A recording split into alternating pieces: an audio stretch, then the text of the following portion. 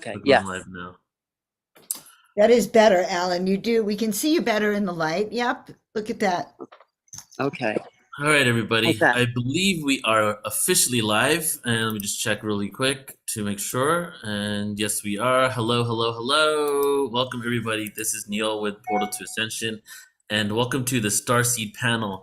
And today is an amazing day, not only because we're talking about an event that all of us are going to be at, but these individuals you're about to meet or meet again or tune into. We've been working with each other for quite some time and a lot of overlaps here.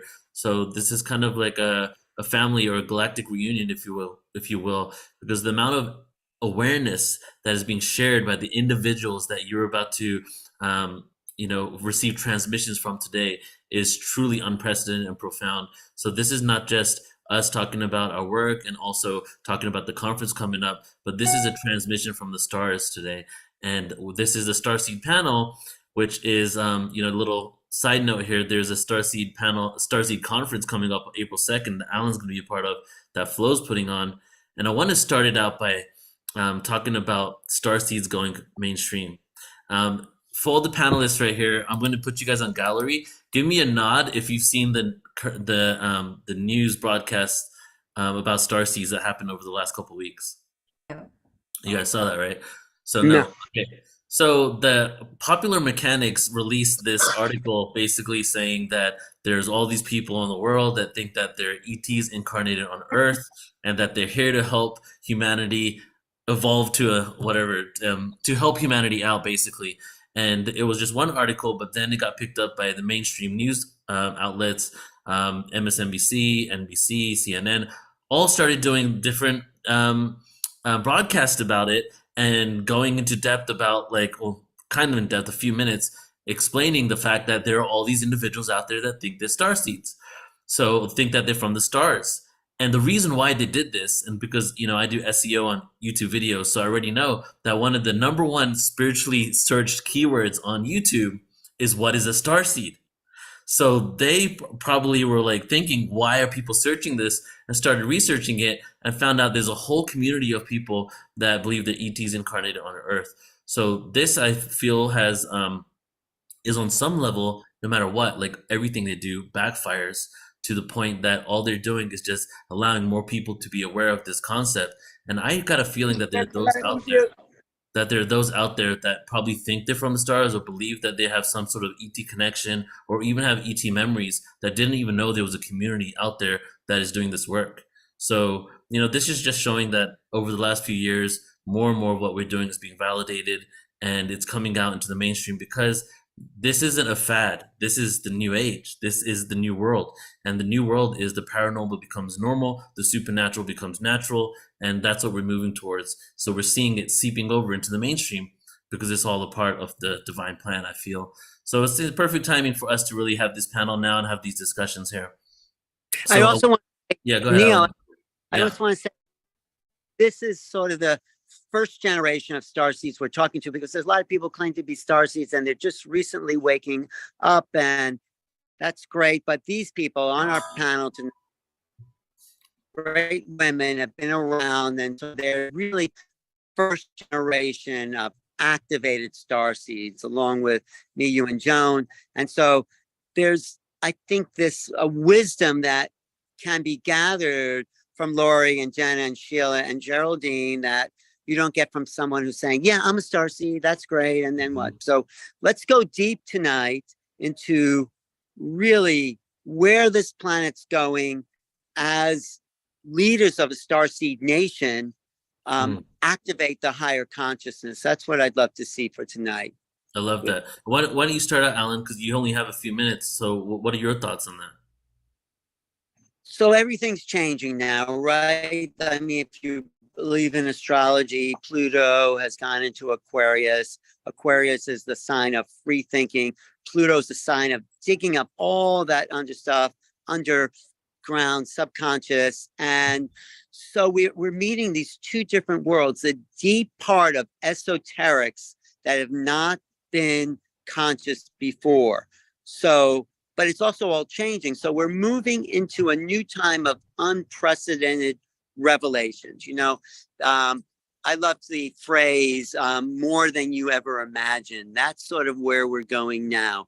It's more than we could imagine in the past. The information, the activations, the alignment is just another level of who we are. So there's an awakening in the person that is going to happen right now, that people have new thoughts, new inventions, new, you know, the new Trappist one planet is being discovered, and they claim to have life there. So this is in the Aquarius constellation. So we are just on the threshold of a new world, and this is where we're heading as a starseed nation. So that's all I can say right now, but I'll try to jump back in a little bit. Okay. Sounds good, brother. Thank you. And let's go Okay, ahead thanks, and everybody. Great. see you in a bit, brother. So let's go ahead and go around the panel. Yeah. I'd love for each of you to just, take a couple of minutes and really just let everybody know who you are. And I feel that I think it would be interesting to know, when did you guys actually have the realization that you are connected to star beings, or even an incarnated being on this What do planet? you call me? Because, for example, I woke up to spirituality, and it took me a good 10 years before I even dived deep into the whole concept of being from the stars coming down to Earth. So was it the same for you? Did it all happen in one go? So let's go ahead around the panel and start with you, Geraldine. Yeah, thank you so much. For me, I guess it was a lack of having language at an early age, but I was praying to the Pleiades before I even understood that it was the Pleiades as a child when I was 5 years old, looking up at the constellation, yearning and desiring to go back home. And of course, having experiences since the age of 5, and then unique experiences after that. I didn't quite understand that it was interdimensional or ET consciousness that was emerging. And it wasn't until 2013 for me, when I had my conscious contact experience, that I actually understood my entire life. My entire life made sense, because in that moment I met my hybrid children. I was taken to the Pleiades. I was shown myself in the Pleiades as an aspect of myself, my Pleiadian aspect, and what I had been doing, and I guess agreements that I had made in order to come into this earth. And every single moment of my life began to make sense. Every pain, every illness, every good thing that happened to me was an enlightening initiation, in a sense, progressively. That allowed me to come into the realization that we are not the human body. This is a temporary experience. We are universal, interdimensional, I guess you can say intergalactic beings, that we wake up consciousness and begin to remember. That's the key, that we're remembering our origins that transcend our human DNA lineages. So yeah, that was it. Beautiful. Thank you, Geraldine. Jenna, how about you? You're muted. Excuse me. Hi. So my conscious contact really didn't start until about 4 years ago. I only woke up 5 years ago, and I now know that I had to complete the first part of my mission as a leader at Whole Foods before my memories turned on. And I had recurring dreams. One recurring dream as a child around the age of 4 and 5, which is pretty consistent with a lot of contactees, starseeds, who had childhood experiences. And that dream was burned in the back of my mind forever, but I never, connected the dots on what was that dream and why was it happening. So as I started to wake up about 4 years ago, I started having extraordinary, experiences and synchronicities that started to help me understand that something different was going on with me. And then I started receiving conscious contact from what I now know to be my star family, ET beings with whom I've had other life experiences. And and actually last year I went through a regression with Barbara Lamb, another regression that helped me understand what that childhood dream was, and helped me understand that was not a dream. That was a screen memory for lots of contact that was occurring back then. And like Geraldine, it all makes sense now, because I progressed as a leader at Whole Foods in a really fast way at a young age without a college degree. And looking back now, I recognize that I was employing, a lot of these, interdimensional type of abilities. I had, clairvoyance and claircognizance and clairsentience that I was just utilizing in these ways that were not totally conscious for me back then. But as the progression of my awakening, quickened, it became clear, oh, I see what's going on now. I had this programmed into me, when I came to Earth, so that I could accomplish that mission. And so it's been, a really interesting, wild, extraordinary journey of awakening those memories. It's like a time release, like medicine, where it's like those memories and the consciousness unlocks on this like time release schedule. And that's what's been happening. So it's been, just this incredible experience of remembering who I am and where I come from. That's so beautiful. It's so interesting when we wake up and then you look at your past and you can see all these things happened that were leading you up to this moment, and all these things in the past start making sense. People in your life, things that you were experiencing. Like for me, when I woke up, I started looking at all my music I was listening to for the last 10 years. And I realized it was all like embedded with consciousness and ET symbolism, the music I was listening to. But it was at a point where I wasn't even aware of it. Like Tool, I don't know if you probably know the band Tool. Yep. They were my favorite band. And then I woke up and I realized that they were talking about 46 and 2, the DNA strands. They were talking about awakening of humanity. So it's like our soul is kind of emanating these experiences, and for us to basically remember until the point that we do, right? So it's kind of similar to what happened with you. And that's a great question, Neil. I've been sitting here like really, I can't wait to hear everyone else's waking up, but great question. Which question is that? Like when did you first wake up to the fact that you're Right. part extraterrestrial starseed family, that you are a starseed? Exactly. And So you Sheila, think how about you? Well, I guess I had a few little time capsules that opened up along the way as well. In 1999, I became a walk-in soul, but it took really about 12 years of pure integration, soul clearing or cellular clearing, behavioral changes, all kinds of things. I knew that I was a walk-in.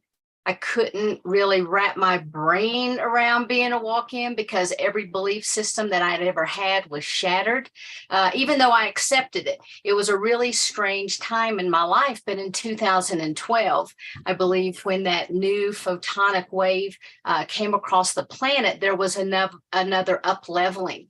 And that's when I began to understand that I was part of a collective.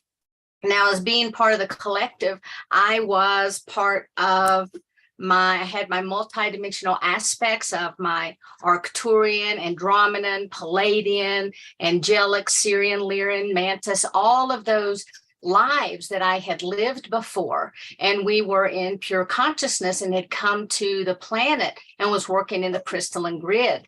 And so that realization was another mind blower. And then having my guides tell me that I was Arcturian, then to realize that the aspects of the Arcturian came in as not to fry the biology of the sick body that I had entered into. And now more and more information has come to me, and more of my soul aspects of being an Andromedan has come in. And so I can't wait to see what else starts to come in. But it's really a very, very exciting time.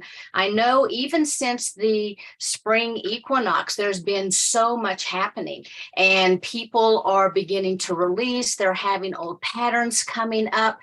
Timelines are beginning to collapse. People are waking up and feeling like they're in a brand new location or a brand new body. People are divorcing, getting out of relationships, changing jobs. Everything is moving.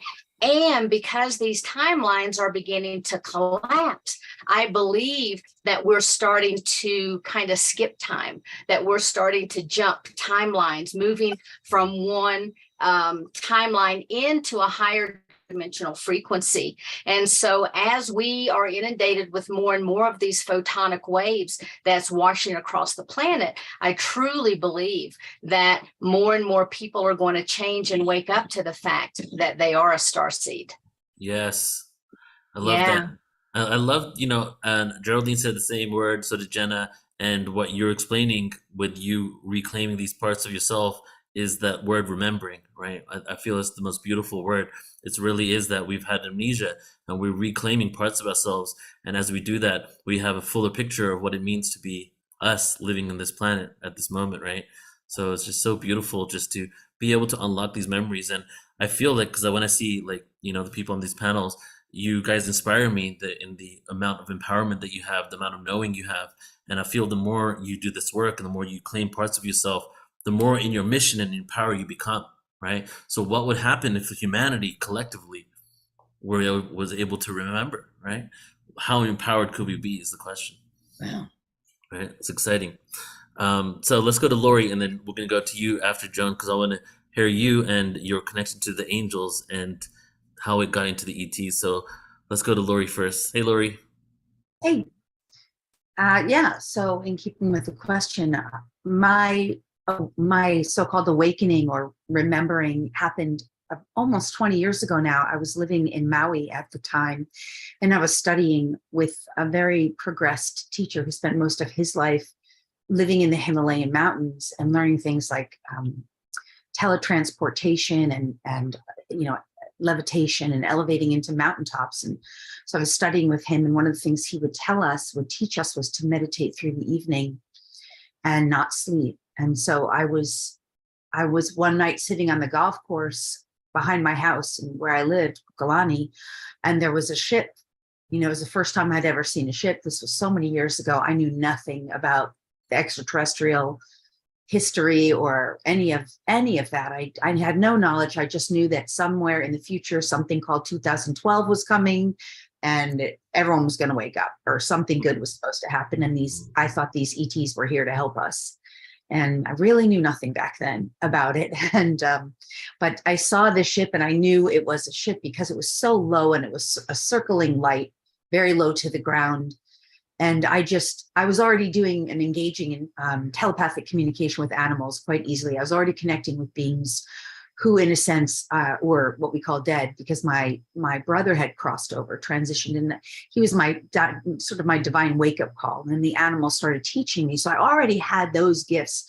So I just mentally, without any real effort, just said to that ship, like quite naively, hey, if there's anything I can do to help, let me know. It was just almost embarrassing, right? But nothing really happened immediately, but I just stayed in a meditative state on the back porch. It was 2:00 in the morning.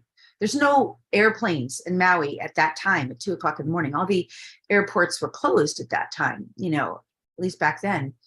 So I was in a meditative state, but I was physically awake and alert. And within some short period of time, I wasn't measuring. I was teletransported on ship. I found myself on the ship. I was freaked, but at the same time, not freaked, because there is something that changes in the emotional and mental body when that happens. It's like a plasma-like state. It's physical and yet not physical. It's like plasma-like state. It's different kind of photonic speed of light happening. Mm-hmm. And so I was on ship. I started engaging with these beings. There was a lot of interaction and I had full movement, and I got to see and meet a lot of these beings. And of course, I had to do a certain amount of regressions over the years to unpack it. But essentially, I was there for some period of time. I had some experiences with them. And then I remember specifically being asked, I was walking around the ship and I was asking, like, what's behind there or what's there? And at one point, one of the beings on the ship said, that's where we keep our children. do you want to go back there? And I said, no, I want to go. She said, good, because I was one of those. That was me.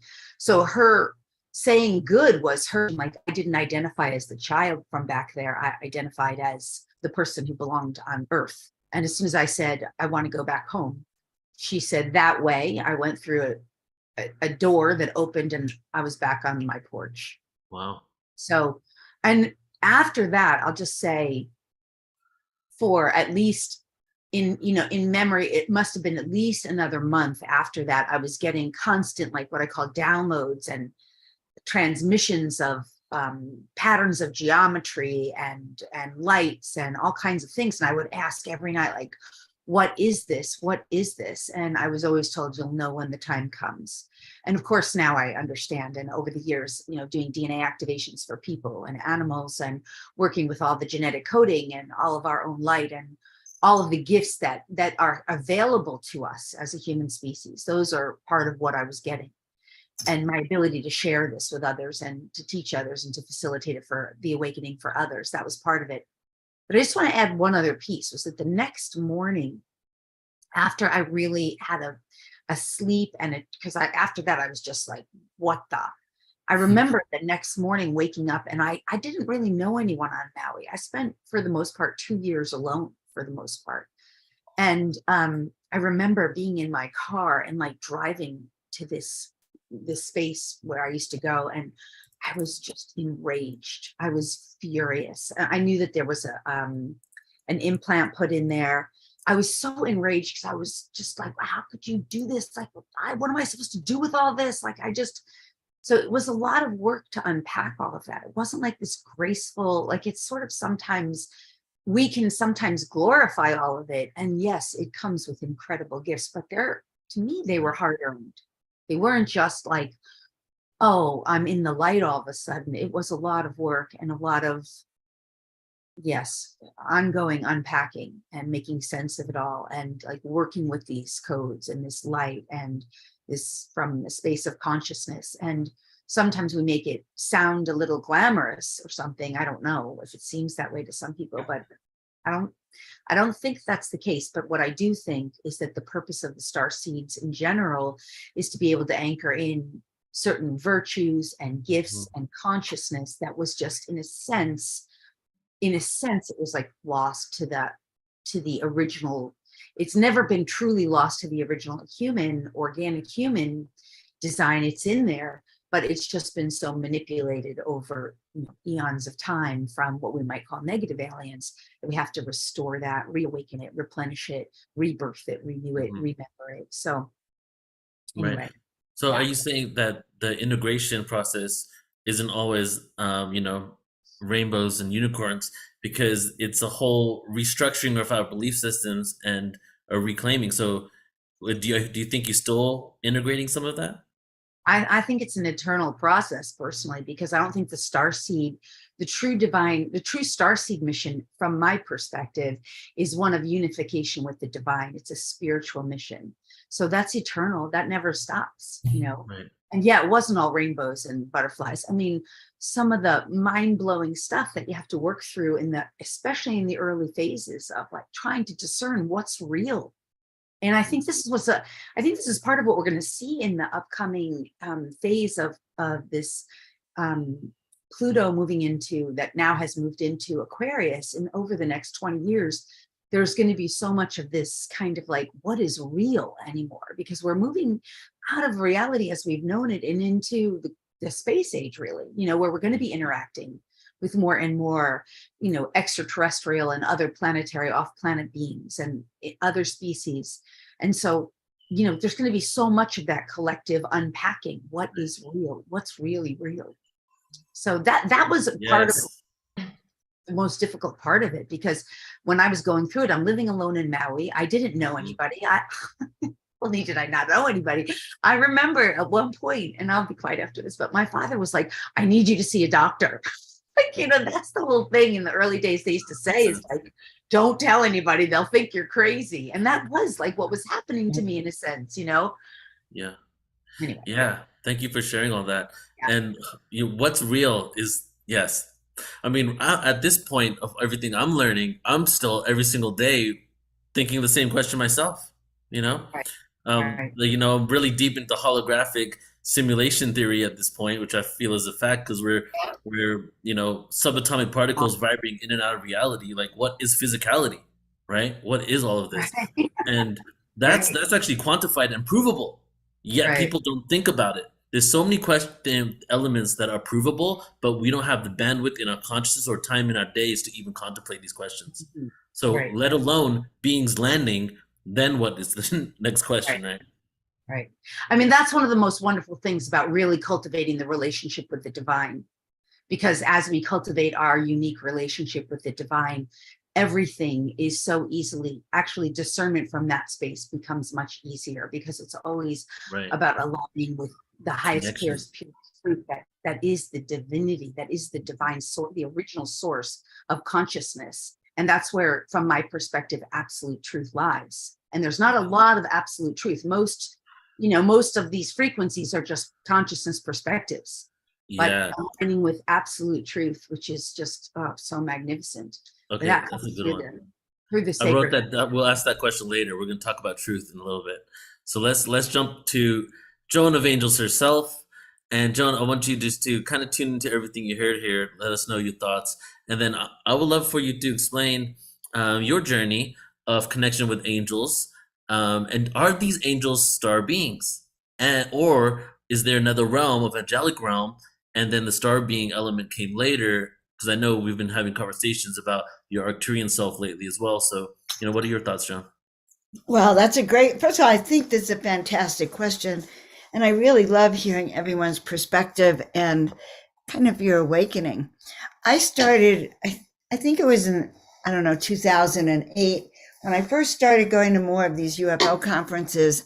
I heard about Arcturians. I remember getting this book and going, oh my God, I think I'm an Arcturian. I think I'm on an Arcturian. And I would have these experiences where I'd be walking and suddenly I'd find myself on a ship and in the control room in the ship. And for a long time, when I first started to feel that, I would be in that ship. And when I came to your conference in 2012, and I picked up my tall white star being who communicated to me all the time, I really began to really feel more in alignment with extraterrestrial. But my real deep connection has always been to the angelic realms. And I feel like Joan of Angels, Joan of Arc, there's a certain angelic component that I have always had.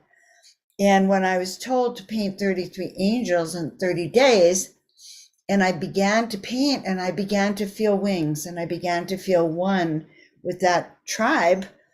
And I even began to feel like I looked like an angel, like, that Starseed article you read. They don't talk about people who feel like they're angelic, people who feel such a strong connection that they have wings and that they literally are here to help humanity as well. And so I feel, that for me, I know that I am angelic and I'm also Arcturian, and they may play out at different times. But I also believe that they come from the high level realms where they do their work. They do different kinds of work. And, we see pictures of the Anunnaki with wings. And so having wings is not just exclusive to the angelic realms either. Yeah, beautifully said. And a lot of times those wings also represent light ships, different beings coming in here. Right. Mhm. But everyone else may also have a different opinion with the angelic realms. But I do Yeah. believe that I've come in and I've been told this, that I'm a connector between the heavens and the earth. And I feel my most present when I hold that energy. Right, right. And I feel that's what our kind of like, because the next question, I want to go deeper and kind of do a different thing than what we do most of these panels and find some questions that will really just like unfold even more depth of like, how can we cultivate connection moving forward with ourselves first and then the rest of the world, and then also what this new world can look like. So what I want to start with is, I think it would be really interesting to know, what you believe, each of you guys believe that your specific mission is on this planet right now in this moment. So I'm just going to say how we're going to do this. We'll go with Jenna first, Sheila, Lori, and then Geraldine. So go for it, Jenna. Okay, so the first part of my mission was being a leader of change and transformation at Whole Foods. And that has now transitioned into helping humans transform into the new human. So my star family, as I was waking up and as I was starting to contemplate, well, what is my mission?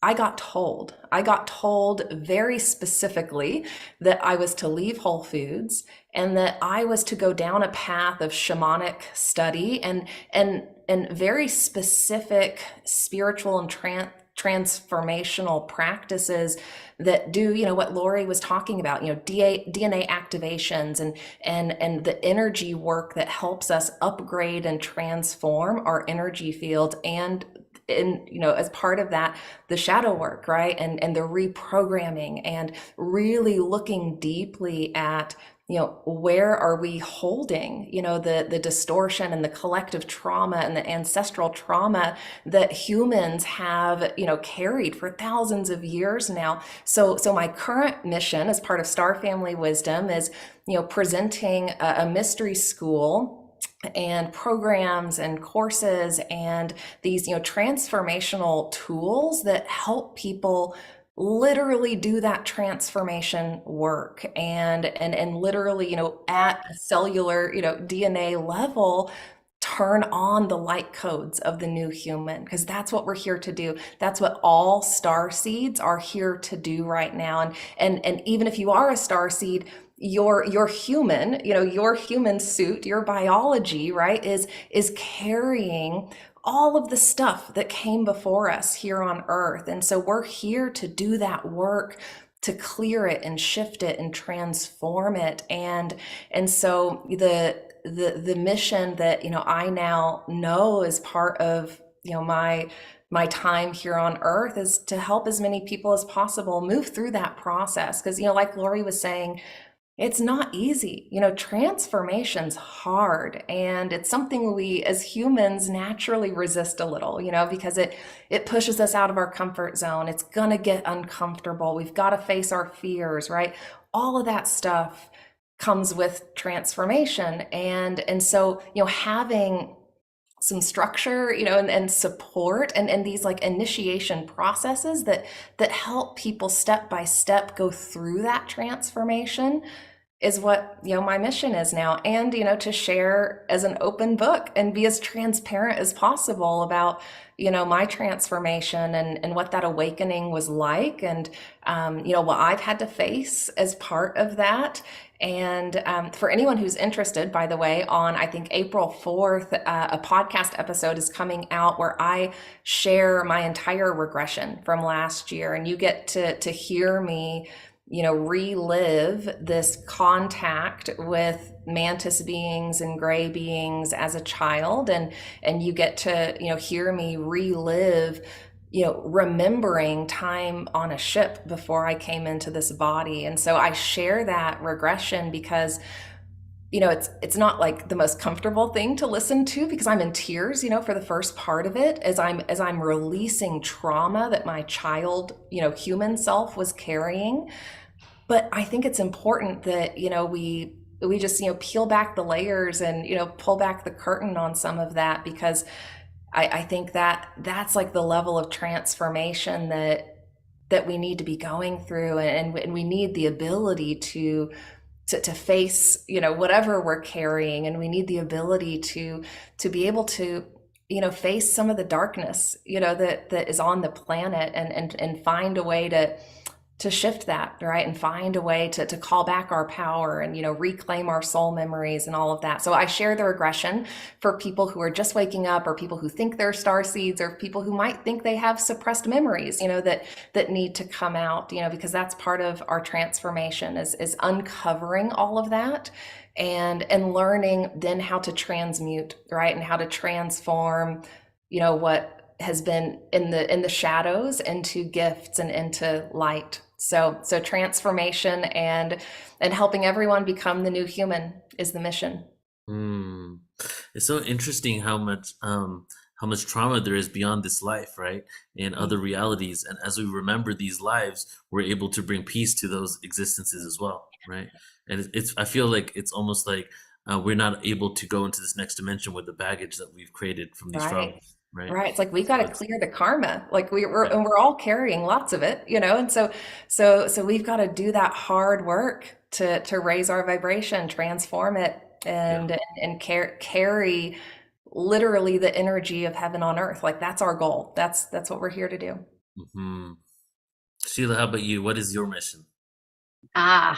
So actually my mission is to be a way shower and to help people prepare for this time that we're in. And that information came to me very early on during a shamanic journey, and my guides came to me and they explained first off what a mission was and what I was to do. And ever since then, I have everything in my life has been dedicated 100% to my mission. If I'm not on mission, I'm not doing it. And so I've been very blessed to have a lot of doors open to help me achieve this. And, you know, when I was first told to be a way shower, I thought I had to be a way, you know, that I had to be the way shower. And I didn't realize that also meant opening up and bringing other people in. And so in developing the Conscious Awakening Network and developing the Galactic Alliance and bringing other people's voices to the table, like right now, Phil's running Cosmic Conversations for me. And so I feel like the more voices that are heard, the more information that's shared, the more resonance gets out. And I think that is what being the way shower is getting that resonance out and helping people wake up. And Jenna, it's so funny you're talking about not carrying the karma through, because my healing team just recently gave me an entirely new healing modality where I work on what they call the ley lines of the body. And when they first came, I'm like, oh, you mean the meridians? And they're like, no, the ley lines. I mean, oh, well, we call those the meridians. And they're like, no, the ley lines. And so they started showing me all these various ley lines and how we actually have these 12 layers of the body and all of these different things. And I did some sessions with people today that were able to release trauma that they had carried in from their galactic lives. They can incarnate it into families that would actually provide those trigger points to bring up that trauma so they could heal it, so that they could move forward to newer and higher levels, so they didn't have to carry that. So I'm glad you mentioned that. Wow. Jenna, do you want to comment on that? Yeah, I think that's just amazing, Sheila. Like there's so many healing modalities that can be employed to peel back all these layers. And I love how you talked about layers, you know, because that's how I think of it is, you know, it's just layer after layer after layer of stuff, you know, of programming, of you know, trauma, of you know, experiences that you know, put us in a position to react to life or you know, have certain behaviors or whatever it is. And I think, like Lori said, it's an eternal journey. You know, we're as souls, you know, we're going to be on this journey forever in terms of our evolution and transformation, but it's just about peeling back layer after layer after layer after layer until we get to that state of truth within us, that state of just like true alignment, you know, and like balancing the masculine and feminine energies. I was recently guided to a new modality too, which I'm going to talk about at the conference in April. So a little teaser there for folks, but there's so many, I think, that are now like coming into our consciousness because we're at a point where we can understand it and we can hold it and like work with it in a new way, it feels like. Definitely. It's that 0 point, right? That we're getting to that sense of stillness. And then modalities, yes. So there's so many modalities and there's so many more coming out. And there's many that are available that we aren't even aware of yet, you know, that are coming into conscious now. And I know you, Lori, you do DNA activations and other types of modalities with energy healing. So Lori, what do you feel is your mission, and what kind of modality do you know, go towards? Like, out of all the modalities you have, what is the one modality that you love to utilize the most that helps people release that trauma to get to that stillness? Well, I just want to say first, in terms of my mission, I think in my early part of my life, it was more about showing people what was possible.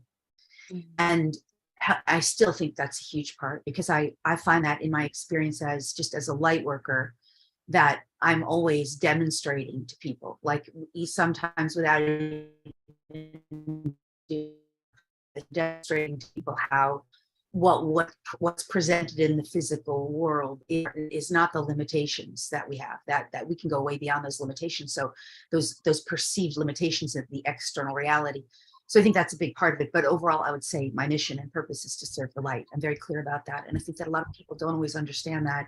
And I think it's also very lost a lot of times. It's one of my major gripes in the whole kind of conspiracy circle, and even in sometimes extraterrestrial type of circles or UFO circles sometimes, is that they're not necessarily serving the light.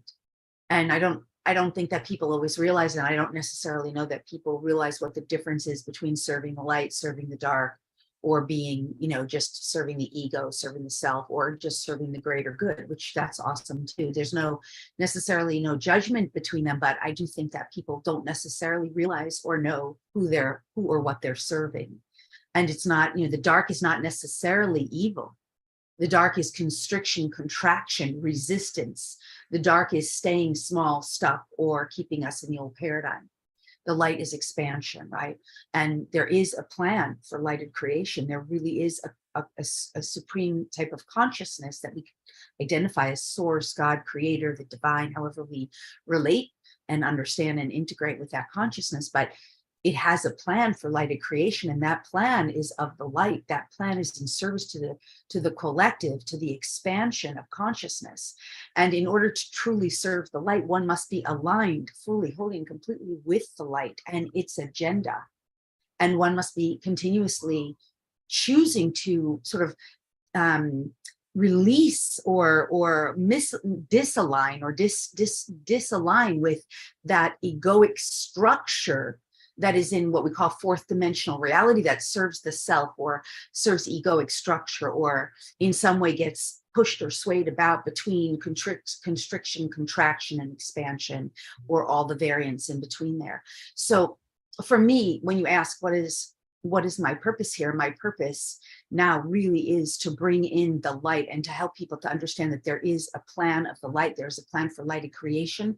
There is an agenda of the light, and all of that is all about expansion, up-leveling, transformation for the collective of humanity to remember. So as a starseed, that is my agenda. That is what I'm here. The agenda of the light is for expansion. And I serve the light, and I align my desire to my desires to serve the light. And in so doing, I'm doing my best to support humanity. But in terms of tools, to answer the second part of your question briefly, what happens, and I think I did hear this as Sheila was speaking, what happens is as we serve the divine and as we allow the divine to work through us, however we allow the divine to reveal itself through us, what really happens through that process is that it delivers to us exactly what we need to be the best expression of ourselves and to offer the gifts of the divine to those we serve. And so that always becomes like our unique gifts. And that's one of the other amazing things that's going to be happening, because Aquarius, one of the most amazing gifts of Aquarius as a sign, as an energy, is unique. The uniqueness and authenticity of those qualities associated with Aquarius. And so the Aquarian age is going to bring out our unique, authentic nature in each of us. And so when I'm using modalities, it's always the divine is showing, telling, teaching me, telling me what to do or what to share, or I'm always following the divine guidance that's coming through me. And so even though I have like a huge toolkit of healing modalities, it's always about, what does this being in front of me, or this situation, circumstance, or scenario, what is it calling for right now that the divine is meant to bring through? Yeah. I could feel the light through my body as you were speaking, Lori. That makes me happy. Yeah, that was beautiful. And I know Geraldine was nodding her head quite a bit there. So love for you to share, Geraldine. But before you share, I want to talk about the regression you gave me, Geraldine, in August. Geraldine gave me my second regression ever. My first regression was 2008, when I wasn't even fully aware of, all the information I'm aware of now. And in that moment, a lot of memories came back to me, and we haven't really had a conversation about that since then. But I did another regression with Bridget Holiday a few months later, where it picked up from the regressions that we were doing, and we started visiting the planets that I was visiting with the regression that you facilitated from me, and I had locations and coordinates of the planets that came to me as well. And so for me, it's just a remembrance, a beginning of my remembrance of actually my ET connection, and the star families that I feel a resonance with are only coming into my life right now. For the last 4 months, it's been a nonstop download, if you will, of these memories coming back and feeling that I have my support team with me. And so I just want to say thank you, Geraldine, for facilitating that experience in San Diego. Hopefully I can share with you, more of what happened to me after that. Cannot wait to hear it. Thank you so much. So should I share now or Yes, please. Oh, okay. Thank you. First of all, I love this is a perfect segue because you asked what is the mission, and precisely when I deprogrammed my own DNA, I began to activate my interdimensional. So we deprogram DNA, you deprogram matrix programming. Everything that you come into the ancestral lineage in the human third dimensional realm, you begin to deprogram all of that, and you begin to enter into the 0 point. And that's where you begin to activate this interdimensional DNA, essentially. And what happens by that is that you have to learn how to harness and hold, cultivate higher bands of frequency in order to begin to access this higher information. So like Sheila was saying, that she began to activate many ranges of her ET contact, archetypal aspects of herself, different species. Same thing happened to me. I know it happens to many of my contactees as well.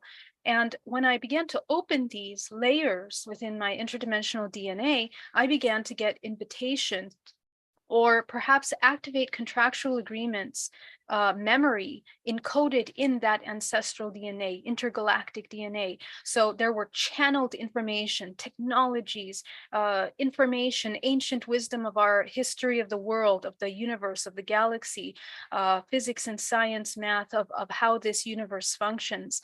And what I discovered after receiving these overload of information, essentially, is that if we get attached to any one of those levels of information, we kind of reach a ceiling and we get a cap. We get a cap on our ascension if we identify with any one of these streams of consciousness.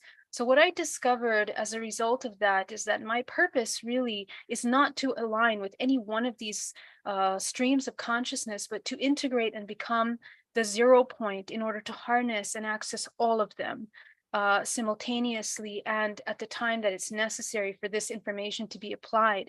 Because those of you that are way showers, you're aligning to higher octaves and in advance to the most of the population in order to bring and channel and show how to hold that vibrational frequency in the body. That's essentially what all healing is that we're activating that. So when I think of purpose, I used to think, oh, I have a purpose, but now the purpose is to become as clear as a channel, to release identity to anything. There is nothing external, essentially, that will promote and support this mission. It all has to come from the cultivation of my own self.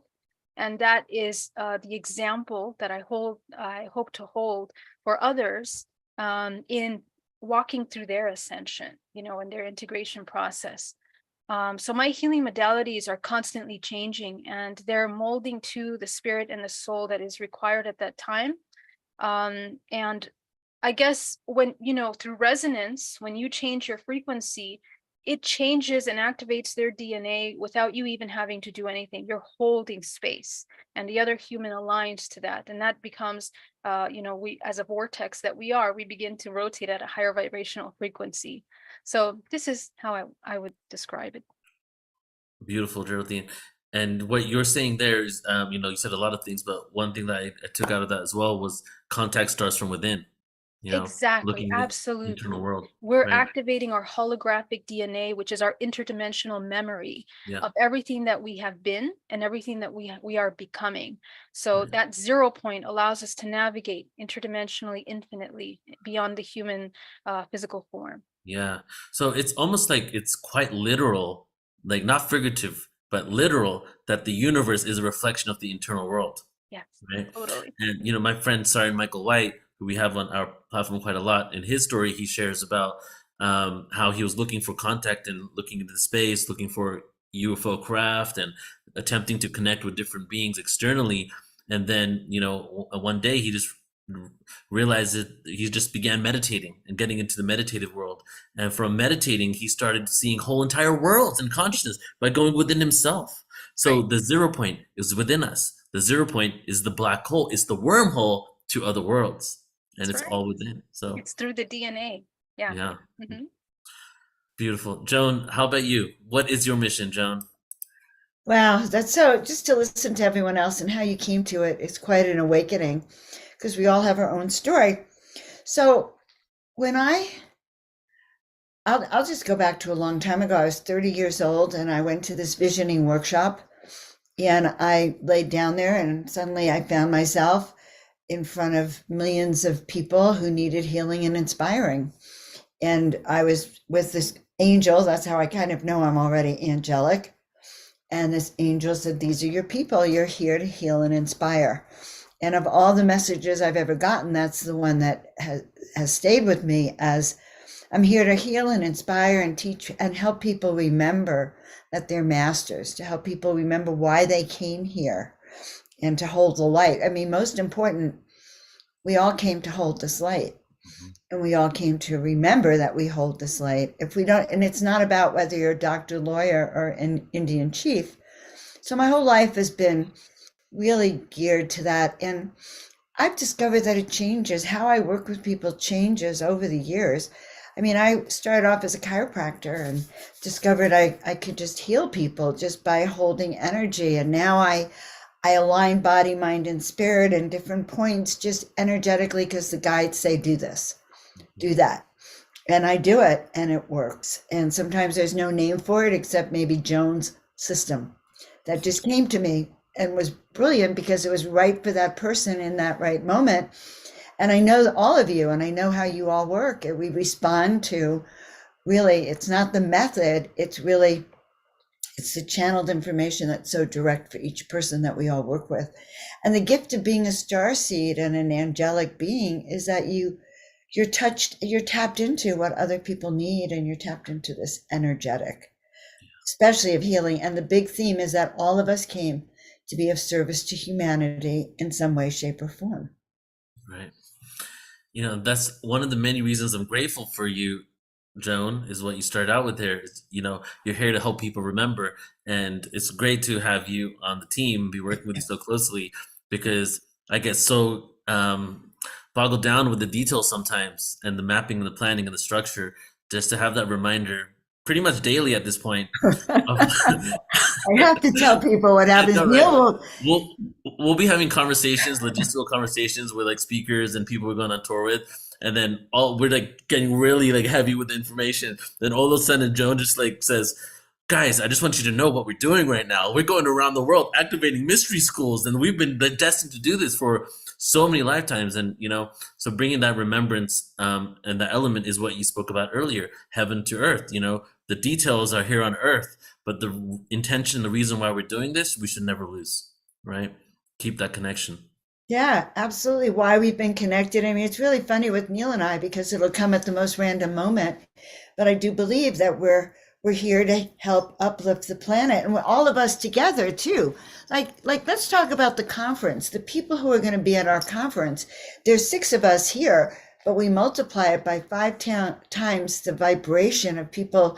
When we're with people aligned on the same path, it raises the frequency of everyone in the room, everyone around, and even for miles around. And we together all of us together have a soul mission to actually lift up humanity and remind humanity who they are. We all do it differently, but we're going to come together and do it together. And that I find very exciting, like this whole memory that Neil and I bring of why we're even doing it. And it comes out from the very beginning.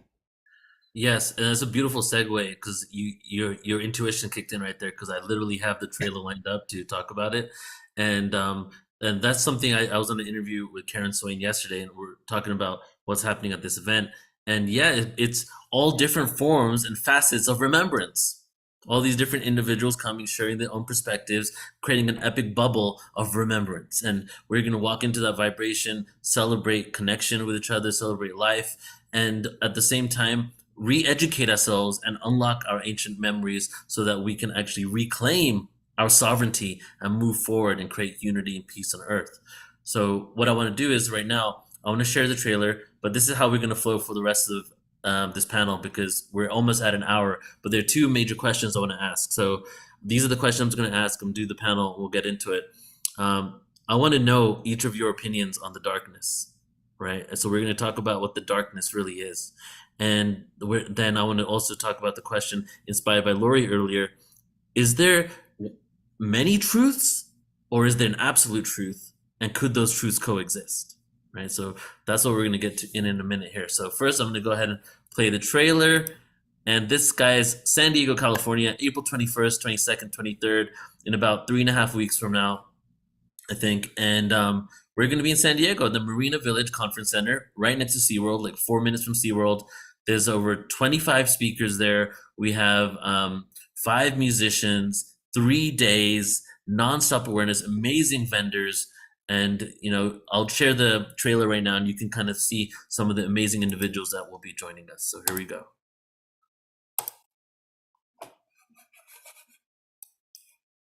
After 3 years of having to produce the Portal to Ascension Conference online, we have been waiting for this moment. The Portal to Ascension Conference is returning live and in person. Join us at the Marina Village in San Diego, California, April 21st to 23rd, 2023. As massive shifts are happening on the planet and hidden truths are being uncovered, we are piecing together the fragmented parts of our existence and timeline. At Portal to Ascension, we are dedicated to full circle awareness of the truth of who we are and remembrance of our connection to the cosmos. This is showtime. There is no holding back. Now is the time for us to harmonize the frequencies and create unity and peace on Earth. We are deprogramming from an outdated matrix system, re-educating and remembering an inherent truth that connects us all. As we come together, we activate our truest potentials, individual gifts, and collective resolve. We are ushering a whole new reality that we know is possible and is waiting for us to embrace it. Join founder Neil Gore and the entire Portal to Ascension team with hosts Alan Steinfeld, Michelle Anderson, and Joan of Angels over these 3 days, April 21st to 23rd, 2023. We will experience musical performances by Larissa Stowe and the Shakti Tribe, Vox Angeles, Share the Light, Admiral Apollo, and Torquem G. This conference features incredible luminaries such as JJ and Desiree Hurtak, Adam Apollo, Carolyn Corey, Robert Schock, Linda Moulton Howe, Robert Edward Grant, Barbara Lamb, and many more.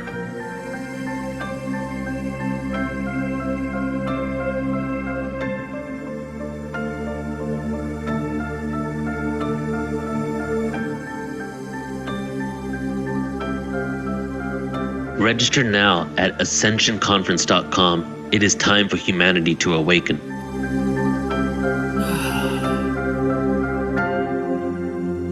It is time for us to wake up, everybody. And we can have fun doing it. Right, Joan? Absolutely. You guys are some of my most favorite people. And I feel excited that I feel family, that we're a soul family coming together and calling in our tribe. So all of you who are listening, you know, you feel that call, we are there. Mm-hmm. Yeah. And I want to also just do a shout out to our sponsors before we get back into the questions for this panel. And we have 2 of our sponsors here on the panel with us. And the third one is Tangela from Soul Search, soulsearch.io. And she can't make it. She's not feeling too well right now. But Soul Search is an online platform, which is a conscious directory that is also a community. It's kind of like a social media directory and videos, and also a place where you can search all around the world for practitioners to really help you with these modalities to not only empower you, but to help release trauma. And the other 2 sponsors, Jenna Layden from Star Family Wisdom and Sheila Seppi from Galactic Alliance. And actually, before we get back into the questions, Jenna and Sheila, Jenna, you can go first. Just give us a couple of minutes really quick, just about, what Star Family is and what you guys offer. And then also you please as well, Sheila. Sure. So, Star Family Wisdom is a paradigm shifting podcast and modern day mystery school for your evolution. So, we offer programs and courses and lots of resources, lots of free resources that support you in moving through your healing and transformation. I lead workshops and multi-week programs that take people through shamanic initiation and deliver rites that are energy transmissions that are designed to upgrade and transform your energy field, turn on that new DNA. We offer sacred geometry drawing by Nadi Hana, which is another incredible transformational tool. And then there's all sorts of other courses and programs that give you tools you can use at home on your own, and give you, the really holistic, well-rounded approach to transforming, not only our energy, but the mind and the body also. Beautiful. Thank you. And Sheila, how about you? What is the Galactic Alliance? Oh, well, the Galactic Alliance started out as the Wish Alliance for walk-ins, indigos, starseeds, and hybrids. And then we had people saying, well, wait a minute, I'm a dimensional being. Wait a minute, I'm an angelic being. Wait a minute, what about us? And so we changed our name to the Galactic Alliance to be much more inclusive. But what we are is a multidimensional conscious evolution movement.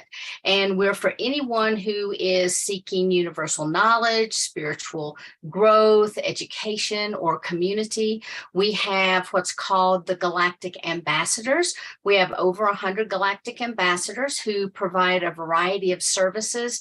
Everything out there imaginable is being offered by our ambassadors. And so we also try to promote them as a way to really, get this information out. And so we do have 2 podcasts every night or every week, and that's on Monday and Thursday nights at 7 p.m. And so this is our way of also bringing outside sources to help educate our community. Mm-hmm. Thank you, Sheila. And I feel truly blessed to have sponsors at this event that I actually want, the sponsors that I wanted to have at this event. So it's not like I had the sponsorship page and people reached out and I just said yes. It was a conversation with people I'm already working with.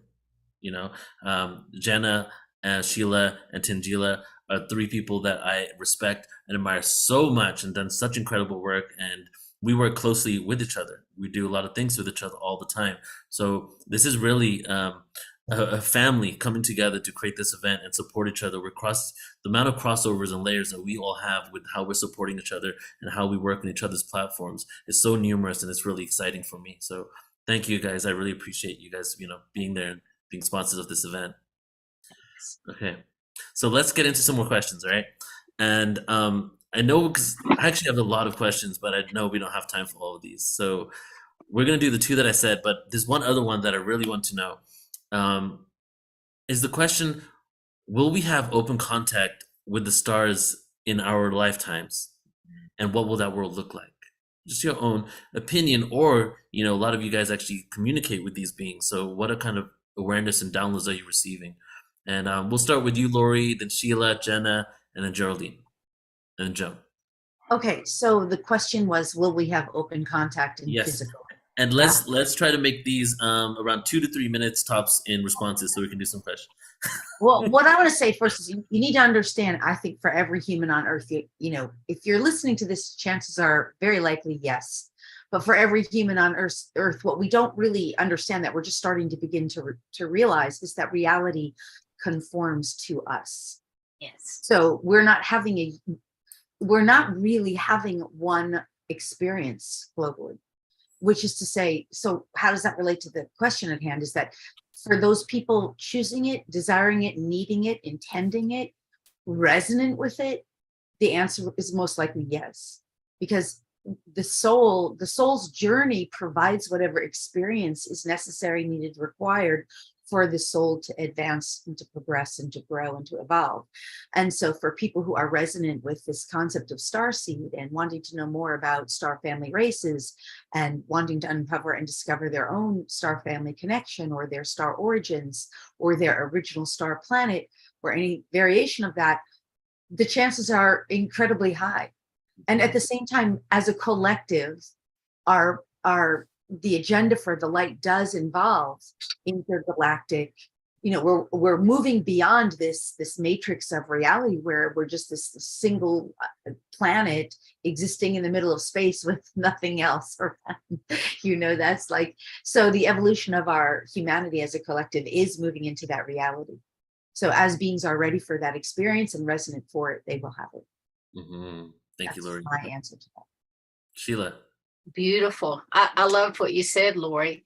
And I have to say, just look around. We're already here. I have to say, because I'm part of a collective and I'm constantly, receiving that information. I have been on ships. I have had contact. And I think that the reality of it is, just like you said, Lori, we do live kind of almost in a split reality, because as our consciousness raises, we're able to see all of those dimensions below us. And that's what's happening. We live in the 3D, but our consciousness can be 4, 5, 6, 7D. But if you're just in a 3D with that 3D consciousness, nothing is really happening. And so you hear all these people talking about these experiences and, wow, man, this is really great. And I saw a ship and, yada, yada, but nothing's happening with them. They really can't grasp what we're saying. And so I think that there really is a splitting of the timeline. Will it actually happen in our lifetime? As I said, I believe it's already happening. Will it happen on a large scale? I think it already is. And I think that it's up to all of us to determine really when that's going to happen, when we have that mass consciousness, that pivotal point that we as a society open up and vibrate at a frequency that's going to allow all of that contact to come in. That's when I think it'll happen. Right. And you were saying earlier about us shifting timelines constantly, yes. Right? So it's almost like we're at a point now where any of these timelines we can choose. Absolutely. Absolutely. Right. And there's this CIA project called Project Looking Glass, I believe it was, where they were able to see into the future. And after a certain date, sometime not within the last few years, they weren't able to see anything beyond that date, right? And to me, that goes in alignment with that anything is possible at this point, Yes. Absolutely. So, just one more comment on that before we get to Jenna. In the Starseed news that we spoke about in the beginning, like when NBC was talking about the Starseeds here to awaken the planet and help humanity, help humanity transform and be enlightened. That to me showed the splitting of the worlds, because the answer of one of the hosts was, "We'll look at the planet right now. I don't see that happening, right?"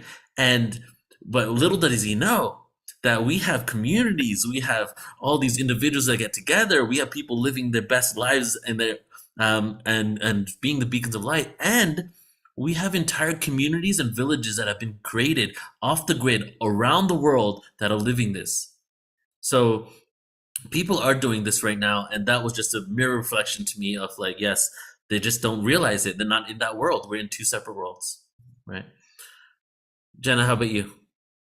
I love all this, first off, and I agree with everything that has been said so far. And, while we are, experiencing different versions of reality for ourselves individually, we're also living in this collective reality, and the collective has to evolve as a collective, right? Like that is important for the evolution of Earth and humanity. And so, I think there's something around the point where humanity moves through the darkness, like once, and this maybe is a segue to one of your questions, Neil, once we've moved through a significant amount of that shadow work as a collective, then actual big open contact will occur, because it is happening, right, for different humans in different ways. It's been happening, for thousands of years for different humans in different ways. But we are at the precipice, right, of entering the galactic community, and that's why we're here, to help prepare humans for that. And humans need to wake the f up, pardon my language, like that. That's why we're here. So there is going to be a point, I think, where it has to happen, whether we're ready or not. And so we're getting really close, and I think we are going to experience something really extraordinary in our lifetimes. And I think it's just a really awesome outcome of all of this work we're already doing, and all of the starseeds and humans that are turning on their memories, moving through the darkness one by one by one. And that's just creating this ripple effect. And once that ripple effect broadens as far as it can across the globe, I think we're gonna have that moment of reckoning, right? Because we haven't truly had that moment of reckoning on the planet yet, and it's coming, because we're moving into an era where it has to happen. Yeah. Once we release these triggers, it comes down to the inner work, right? And Geraldine, that's what you've been doing for so long, is really assisting people with doing the inner work. And with your Bay Area meditation group, I think that was before you even fully woke up. Yes. Even before you were into all of this on this level, you were assisting people in going within, right? So what's your take on all this? Yes. Well, what I've been seeing, and many of us have been seeing over the past many years, that the way that this multiverse is moving, we're literally the frequency of this organism. Imagine the Earth as an organism. We are the little human organisms that participate like cells of this organism, and then the Earth is like an organism inside of the universe, and as above, so below, continuously until you see the multiverse. And as we move through a higher octave of vibrational frequency, right now we're at the pinnacle point of that shift, which means that everything is speeding up frequency, which means that the veil is thinning. That allows us to access into these interdimensional realms. But our entire biology, the construct of our bodies, is designed, this bioelectrical system that we have in our bodies is designed in order to match these vibrational frequencies and access that information. So I love what Lori said, that we are requesting, we have to request that information, because that's exactly how this occurs. We input into the system what we want to experience, and the system plays back that experience for us. So this is very much, so essentially it is in our hands, and we have to be mindful of the directions that we're moving on, because again, because we're such an interconnected system, maintaining harmonious balance inside of our organism will be reflected externally. But anytime that we, even us in the spiritual community, that we come out of balance in our own self, we cause ripple effects in the system. It's all a learning experience. Neither of us have only one purpose, because the purpose is to experience, and we have infinite things that we're here to experience, essentially. But I do believe that because of this mechanism that's occurring, we will experience collectively another major awakening, just the way that the past 2 years have been a pandemic that forced a lot of people to wake up consciousness in such a powerful way, to question the routines and the dormant states of hypnosis that they were in. We're going to be progressively experiencing things like that, maybe small little amounts, until we all shift in that frequency. And those that don't, of course, are right back into the reincarnation cycle. But we have to understand the ebb and flow of life force, this natural cycles of life that participate. Mm-hmm. And Joan, how about for you? What do you feel is going to happen in this life? And and I say this question loosely because I'm not about predicting the future. I just want to know your opinions, and then let's segue that into this next question, Joan. So that, and then also, what is the darkness to you? And here's the disclaimer, okay? There is no right answer, first of all. And the darkness, I'll just give my perspective. I feel honestly the darkness works for the light, and that without the contrast of the duality of darkness, it's hard for us with amnesia to remember the light. So it's actually working for us. But then there are those that are completely invested in what the darkness is doing, and call it as evil. But the way I feel this world works and this game works is the only way you can act in a movie is to believe that the evil person is evil. Even though ultimately you're both actors, and then after the show, you're probably going to go out and have a drink together, you know? So so it's okay. It's a paradox. It is and it isn't at the same time. So Joan, go for it. You're muted. I'll start with this.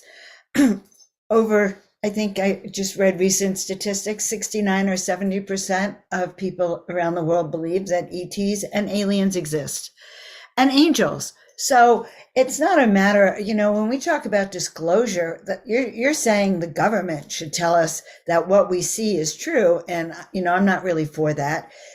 I really believe that each and every one of us, especially us, have our own contact and actually have our own reality about it. But getting back to maybe the general population, whether or not they're going to land on the White House lawn again, are they going to show up for us more? Yes, I think so. But I also believe that it's already happened. It has already happened. Even people I never thought would ask me, who thought I was crazy, are now asking about it. Plus, think of all the films and the way the government is planting these seeds of it's going to happen. It's going to happen. And who knows how it's going to happen, but we do know that we are privileged to have it already happening for us. Now, on the subject of dark versus light, Neil and I have constant conversations about it all the time, because I don't necessarily buy in. I don't like to believe, the darkness serves the light. Well, it does. I think we all come in and having to make a choice of whether we serve the dark or the light. And I think that the dark side has such a good hold on keeping people from doing the light. So to me, the dark comes in a way that we have to learn where we stand and whether or not we are going to step up into our power. And so much of what happens that I would call dark and evil has also forced me to know who I am and what I call in and what I stand for, if that makes sense. There is a counterpoint. I think that as much as we want to live our soul purpose, there's an agenda that they don't want us to accomplish what we're going to do in this ascension timeline we're on. And so there is a game that goes on between dark and light, whereas the light, we want to get there first, I think, for sure. That's kind of my first thoughts on it. Thank you, Joan. How about you, Geraldine? Yeah, so the way that we exist in this three-dimensional realm, duality is part of the design, the architecture of this construct. So without the dark, it cannot create the pool and the friction that allows this evolution to occur, essentially. The darkness essentially is one of the most powerful things that the human has. And the moment that we become friends with the unknown, because the darkness is the unknown, we cannot see, we cannot understand it. So when we become friends with that unknown, the human can activate and access higher octaves of information, higher faculties in their body for navigation that transcend the biophysical aspects of navigation. So we are learning, and many ancient cultures have been training how to navigate the unknown internally by alchemizing fear into love, and essentially learning how to cultivate a 0 point of neutrality and non-judgment of anything. You don't compartmentalize good or bad. And that creates health in the body. That's scientifically understood. And it's the same in dream state. If you learn how to alchemize and bring yourself into a neutral state, non-judgment in dream state, or when you're out of body or having ET contact, you also activate higher octaves of faculties. And essentially, we are learning how to train ourselves at the time of death, that when we die, when we leave the physical body, we learn how to navigate that unknown, that greater unknown. Essentially, it's about becoming one. And in that white light, remember that white light, when you refract it, it's every single color of the spectrum. It is that expansion and contraction, the white hole and black hole that makes up this physical body and the architecture of all potential experiences. So I don't feel that there's either good or bad. It is we require both. We're experiencing both. Thank you, Geraldine. I think it's important to have this question because there's a lot of craziness going on the planet. A lot of agendas and maliciousness are happening, and anger. You know, when I woke up in 2000, I spent 8 years of conspiracy theories. I was like so in fear in 2008. I even had, when the swine flu came out back then, I had a gas mask and everything. I was ready to go. I was so in fear. And just looking back at that and just realize that a lot of people do go through, when I share that story with people, a lot of people are like, oh, that's how I started out. Not everybody comes from the fear part first, but when they realize that what we've been told is a lie and the systems are, have been created in order to exert control on us, and they're deciphering our energy and they're poisoning us with all these foods and chemicals, people get angry. But as Jenna and many of you have spoke on, is we need to do the inner work to get to a place of 0 point and neutrality and non-reaction in order for us to even inherit this new world, right?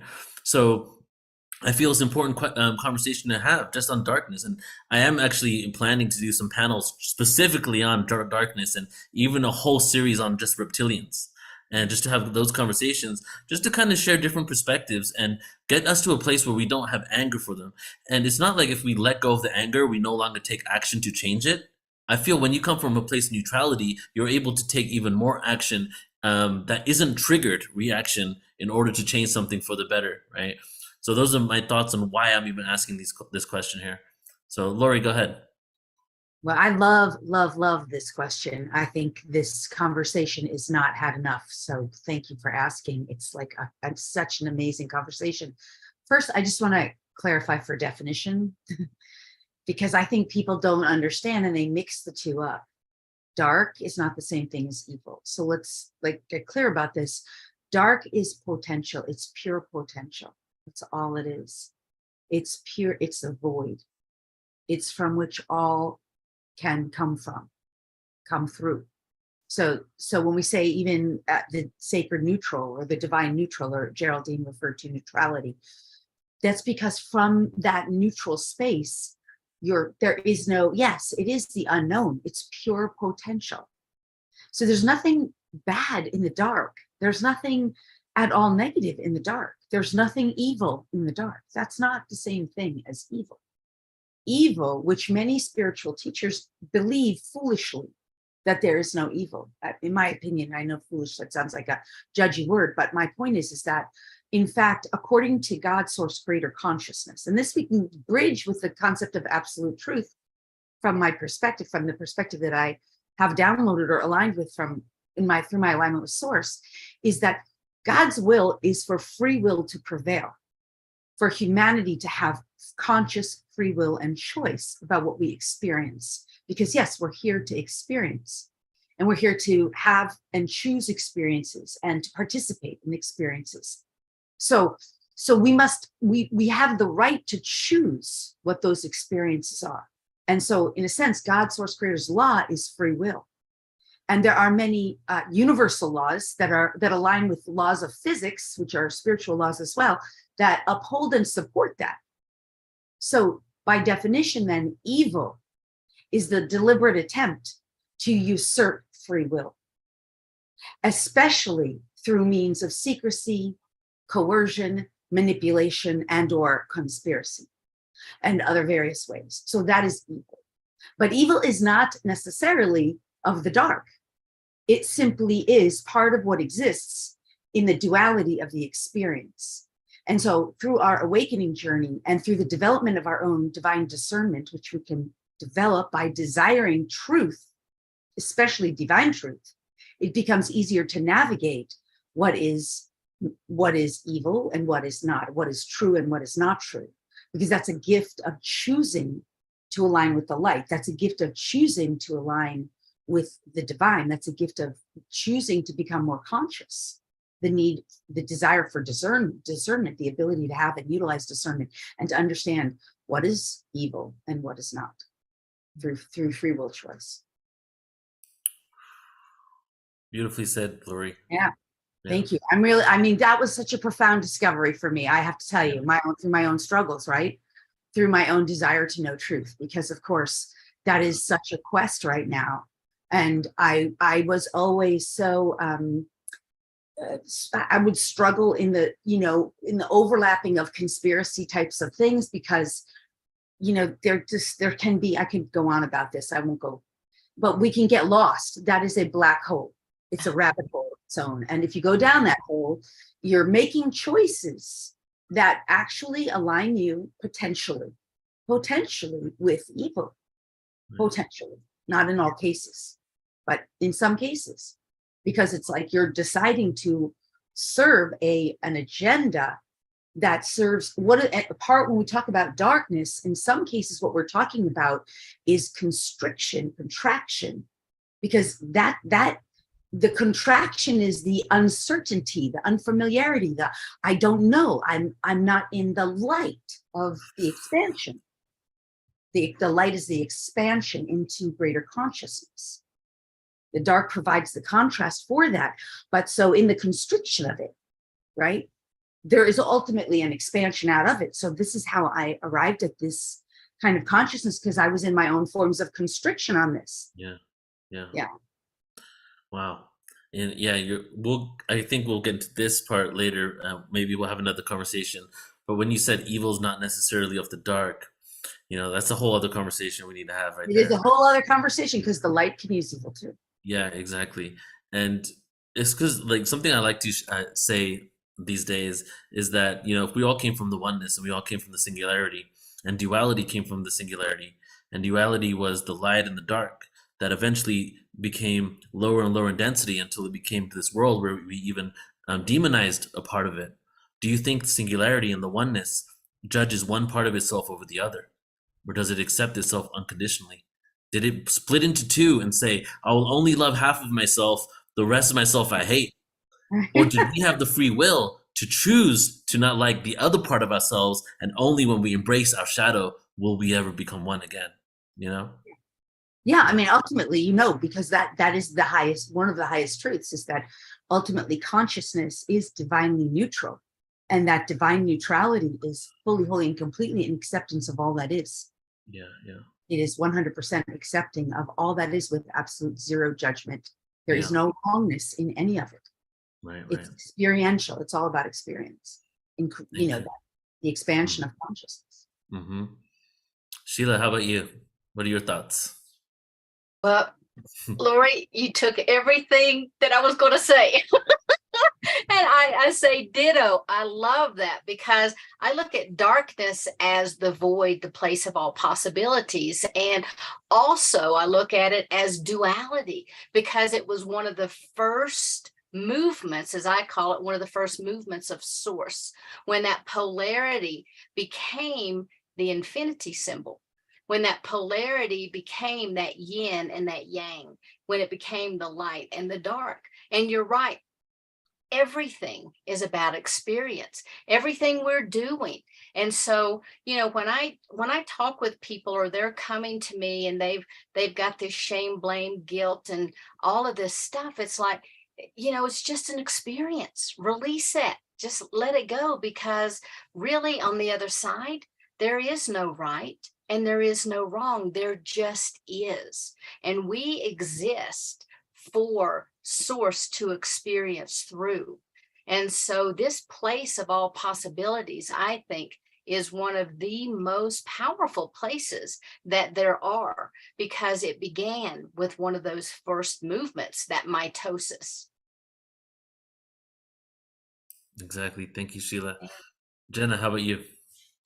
I think it's also worth noting that because of the last yuga that we're coming out of here on Earth, humanity has experienced a more extreme experience of polarization, and there's been a proliferation of negativity on the planet, evil on the planet, and we're working to rebalance from that. So while, you know, duality and, you know, the good, the bad, you know, the light, the dark is a thing in our universe, you know, we want to find balance, right? And we've talked a lot about the neutrality point, and and how we understand these larger cycles can also help us in that. I think the cycle of birth and death is a natural part of our existence, right? And so we will always be going through cycles of destruction and entering into darkness,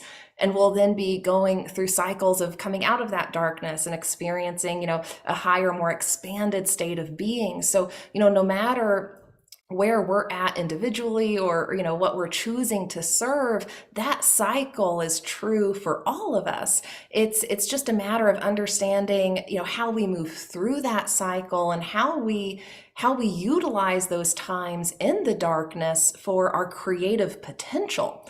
There's so much work we do in shamanic practice around the womb space and womb clearing, and really understanding the womb as that place of darkness and that place of pure potentiality, and understanding the womb of creation. And even how we've got a lot of women here tonight, how we as feminine beings give birth to all of life, right? Like we hold an immense amount of power because of that dark space within us that is that pure potentiality. Men have connection to it too, of course. And so it's not about the human body, but it's about understanding that process of creation, and how we can work with it in a way that allows us to experience more of the light on this planet, right? Because we'll always experience some of that darkness, and like everyone I think here has said, it's nothing to be afraid of inherently, right? It's nothing to demonize in and of itself. It's just about understanding how that can be utilized for finding the gifts that are available to our souls, how we can utilize that time in the darkness to nurture and gestate the seeds of creation. And so there's a real power in understanding the darkness and understanding how to work with that darkness. And Neil, I want to just point out too, while we're here, you have an all women panel for the most part. Alan was with us at the beginning, and I'm talking about the rise of the divine feminine at the conference. And I think, part of us coming out of this period of darkness, or, some larger periods of negativity on the planet, is about understanding the feminine power of creation and how darkness plays into that. And so I think it's really cool, one, that you've been bringing more of that divine feminine energy into your work and into how Portal to Ascension is evolving. And I think tonight's panel is just a cool example of that too. Right. And I don't even plan these things out, it just happens organically. And, you said so many beautiful analogies there, Jenna, the womb being a portal, right? Because I'm sure there's not like a light bulb in there. It's kind of like dark, so and it is a portal, like, unless the soul is already in the woman, right? The baby soul, the soul comes from somewhere, and the womb is the portal for that soul to come through. It's almost like a wormhole, right? To come into this reality. And this takes me to Margaret Rigoloso's work that you are familiar with. And she speaks about an ancient priestess school, mystery school that existed, that they would do different types of rituals in order to choose where the soul would come from within the stars. And from what I could tell from her research, the only place this specific priestess mystery school was pulling from for thousands of years was from the Pleiades, right? And Jesus's mother, Mary, was also a part of that mystery school. And just 100 or 200 years before Jesus's birth, in ancient Greece, it was commonly known that the gods could actually give birth with women on Earth. It was like not a myth or a theory. It was like accepted that this happens all the time. And so it was just interesting to know what you were saying about the womb being a portal, and these souls come from it, from all over the place, and with intention, with conscious intent. And as we become the creators, move from victim to creatorhood, we can actually pull in specific traits, qualities, souls. That's my personal thoughts on all you were sharing. Love it. Yeah. Divine conception, divine birth. It's a thing. It's a Yep. thing. And we can get back there, like we can get back to a state where humans are so balanced and have purified their wombs, purified their energy to a point where we can do that sort of thing again in these really high level ways. And that's just one aspect, of working with the womb. There's a lot there that we're just remembering, and that's been in the darkness for us, right? And we're bringing that, into the light again. Exactly. And the whole divine feminine concept, like what is the divine feminine has multiple traits, but one trait of the feminine compared to the masculine is the receptive force compared to the penetrative force. The masculine is the penetrative force, the feminine is the receptive. In this world, and I take this into the words of human being compared to human doing. We are human beings. We can receive nature and flow through it with effortlessly being a part of nature, or we can be kind of fighting against it and feeling that we need to perform. So I feel the balance is coming now for us to stop being these human doings and start being human beings, so that we can have a perfect balance and move forward with that, marriage of the two divine energies, really, right? Yeah. Okay. So we are almost done, guys. And I think we will do one more question. Is that okay with you guys? Just one more? Okay. So this is the question that I spoke about earlier about truth compared to absolute truth. So I've had many conversations with people where at the end of not really an argument, but a conversation where we disagree, it's almost like someone says that, well, there are many truths out there. That's kind of the end result of the conversation, that there's so many different truths, you can't really come up with one truth. But to me, I personally feel there is a cosmic truth. There is an absolute truth. So I want to know your guys' perspective on, are there many truths out there? Is there absolute truth, or are there absolute truths for only certain things, and then everybody's perspective, and their reality creates their current existence on Earth? I don't even know how to explain this really, so we'll just get right into it. So let's start with you, Geraldine. Yeah, so the way I look at truth is that when the closer that you get with nature, the more that you align with nature, the more that you learn how to discern truth, because you become aligned with the greater organism from which you participate in. You are a fractal of infinite consciousness, your infinite potential, and in that infinite potential, you abide by the laws of this temporary realm in which you're experiencing consciousness. So in that process, you are learning how to discern truth, and there are certain laws that we kind of abide. They're the natural laws of this organism, of the greater organism.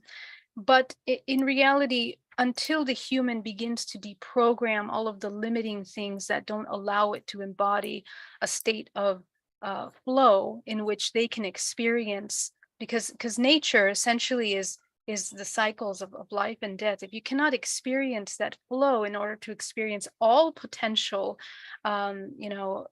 possibilities, because we are infinite potential, then you won't be able to discern exactly what is true.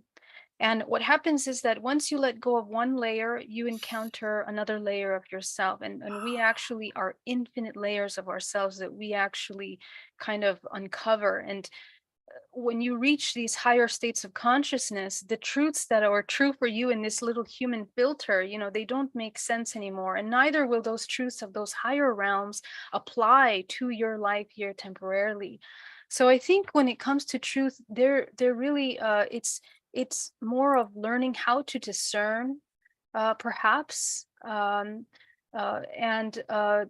way I see truth and I teach is, in order to know what is in balance, you're learning how to come into the highest state of balance and harmony with everything. And I think that essentially an energy can be destructive or it can be constructive.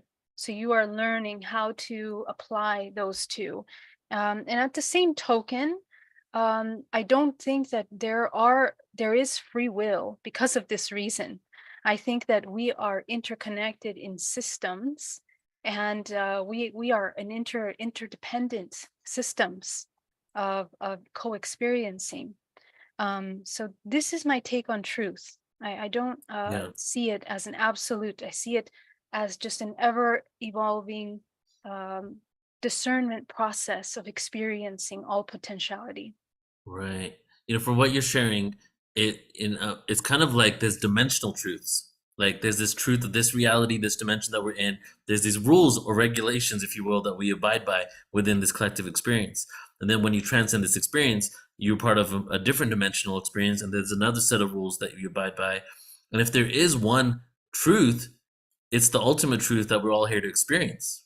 Right. Right. And essentially, what the organism will survive if it keeps, based on the past question, evil is the inversion of truth and the manipulation, like Lori said, the inversion of truth.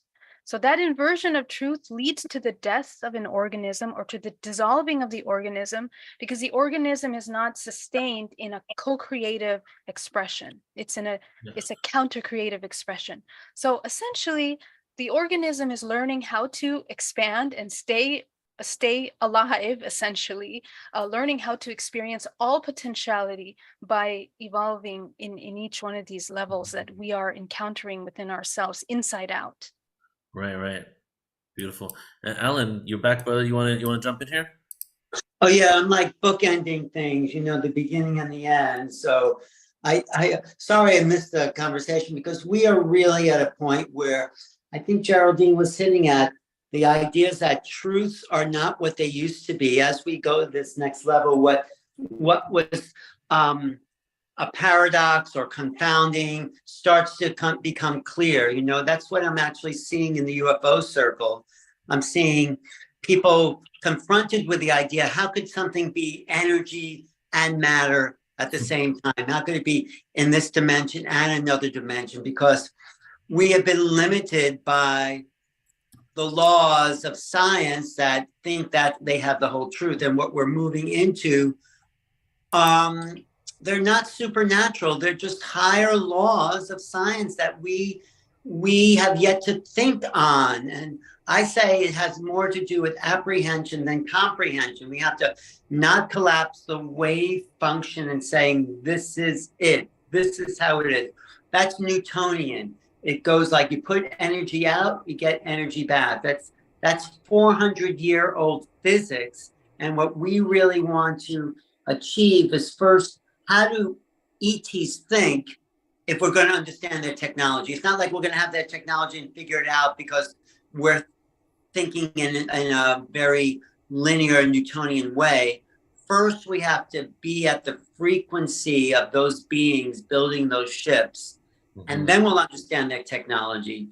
And when we understand their mind and their technology, we are them. That's the evolution. So I'm really excited about how everyone in this panel always brings another piece to the puzzle, because we are at the cutting edge. To tell you the truth, I just spent the last 3 days in a very ordinary reality with my mother and her friends. And it's like, I have to say it has lowered my vibration a little bit. I'm not judging, but it's like, like the muggles, they everything is very black and white, and it's just like, it's like we have to keep reminding ourselves we need our community, because all of us, I know Lori's been at it for so long, bringing people up to a higher level, and everyone else, it's like we need the support of this evolving community to stay current within the currency of consciousness. So I'm always happy to be part and see all my familiar faces, Joan and Sheila and Jenna and everyone. I told Shangela the other day, it seems like there's only 100 people in the world and they're all in our Zoom or in person. That's too funny. But it's our community. We have a really solid community that is really into supporting each other, whatever. Maybe there's disagreements, but it's like everyone's piece is really valued. And I value everyone on this call because they are adding to the future of what's possible. So that's what I have to say. Thank you. Thank you. Thank you. All right. Yeah. So let's get back to the question. Truth, absolute truth. Lori. Oh, okay. Well, first I want to address, in order to understand concepts of truth versus absolute truth, one really must understand the concept of paradox, because paradox means two things that seemingly cannot coexist can. So when you understand that paradox is real, two things seemingly that cannot coexist can coexist. So therefore, something that seems to be true does not necessarily negate something else that seems to be, that might seem to be impossible to be true, because the other truth negates it. Two things that seem to not be able to coexist can coexist. So this is when we're unpacking this concept of what is true and what is not true. One must allow for paradox to really understand absolute truth, because absolute truth effectively can and does allow for multiple truths to be true. However, at the same time, there are some absolute truths that doesn't matter whether you believe them or not. And that's when you have an absolute truth. An absolute truth does not need you to believe. For example, we exist. We exist as consciousness in some form or another through all eternity. That's absolutely true. So you can deny that there's multiple lifetimes. You don't have to believe in them. Okay, maybe you might reframe it. There are parallel existences, but you can deny it, but it doesn't really matter, because just because you deny it doesn't mean it's not true. But because you don't believe it, your reality will conform to it. So in other words, there are some things that are absolutely true, whether you believe or not. And at the same time, if you don't believe something, your reality will conform to you and present the reality you believe, so that you engage with reality at that level. So, and that's an absolute truth too.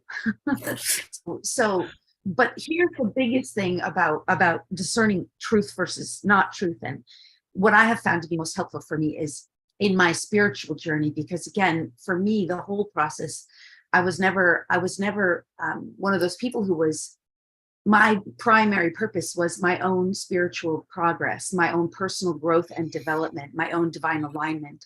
Everything else was just, part of the game, part of the experience. So in my desire to align with truth and to really discover and uncover and reveal truth to my own self, what I found was that if I would ask through my sacred heart center, through my own sacred neutral space, through my alignment with the divine and my own process for God, source, creator's truth, that's how I could uncover the truth. And that's part of my work. I align my truth with the truth of the divine. And so this supports and assists me in really discovering and uncovering that which we would determine or call absolute truth. And this is what I help others with too. The other thing I want to say is, and this is sort of something I think I heard Geraldine saying before through my own lens, is that today's sacred cow is tomorrow's, today's truth is tomorrow's falsehood, because truth is ever expanding and evolving. And so while there is degrees of perspective, yes, will create someone's reality. And at the same time, there are absolute truths. There are some fewer, but there are absolute truths. And our job is to sort of evolve beyond the recognition of is this real? Is this true? Or is this just my perspective? Or is this just a perspective that exists? Part of our job in searching for truth, so to speak, or uncovering truth, is to be willing to evolve beyond the limitation of our perspective, any current perspective, and to more fully align with divine perspective, divine truth. And at the same time, to recognize that through the infinite nature of our being, truth is always evolving, and expanding. And so again, today's truth can be tomorrow's falsehood, and that's also true. So it's a quest, and that's part of the passionate unfolding of the experience of this evolutionary journey, is our ability to sort of unpack, to discern, and to reveal. One last piece, and then I'll stop at this, is that one of my most favorite things has always been to access information and energy and consciousness from the non-physical realm and to bring it into the physical. So to me, in reality, truth exists in the non-physical, in the unknown. And we could, we could circle that back to our conversation about darkness and about going into that neutral space, because it's from there that truth is discovered. From my perspective, that's how I understand it. And that's where it's brought in. We have the unknown, we have the known, and then there's a whole realm of unknowable. We don't even know what that is. And we hope and intend, those of us who are seekers, to discover what may have been formerly unknown, bring it into the knowable through consciousness in the non-physical, and then expand it into the physical so it can be known. This is the best. Yeah. Let's breathe that in for a second, shall we? Right before you started, I'm taking notes here, and I wrote paradox equals truth, and then you started. And so if there are some absolute truths, right, it would be more of the concept that paradox exists. That's the truth. That's an absolute truth. And humans, our minds are not programmed to understand the paradox, because a paradox is contradiction. It can't be one thing and something else at the same exact time.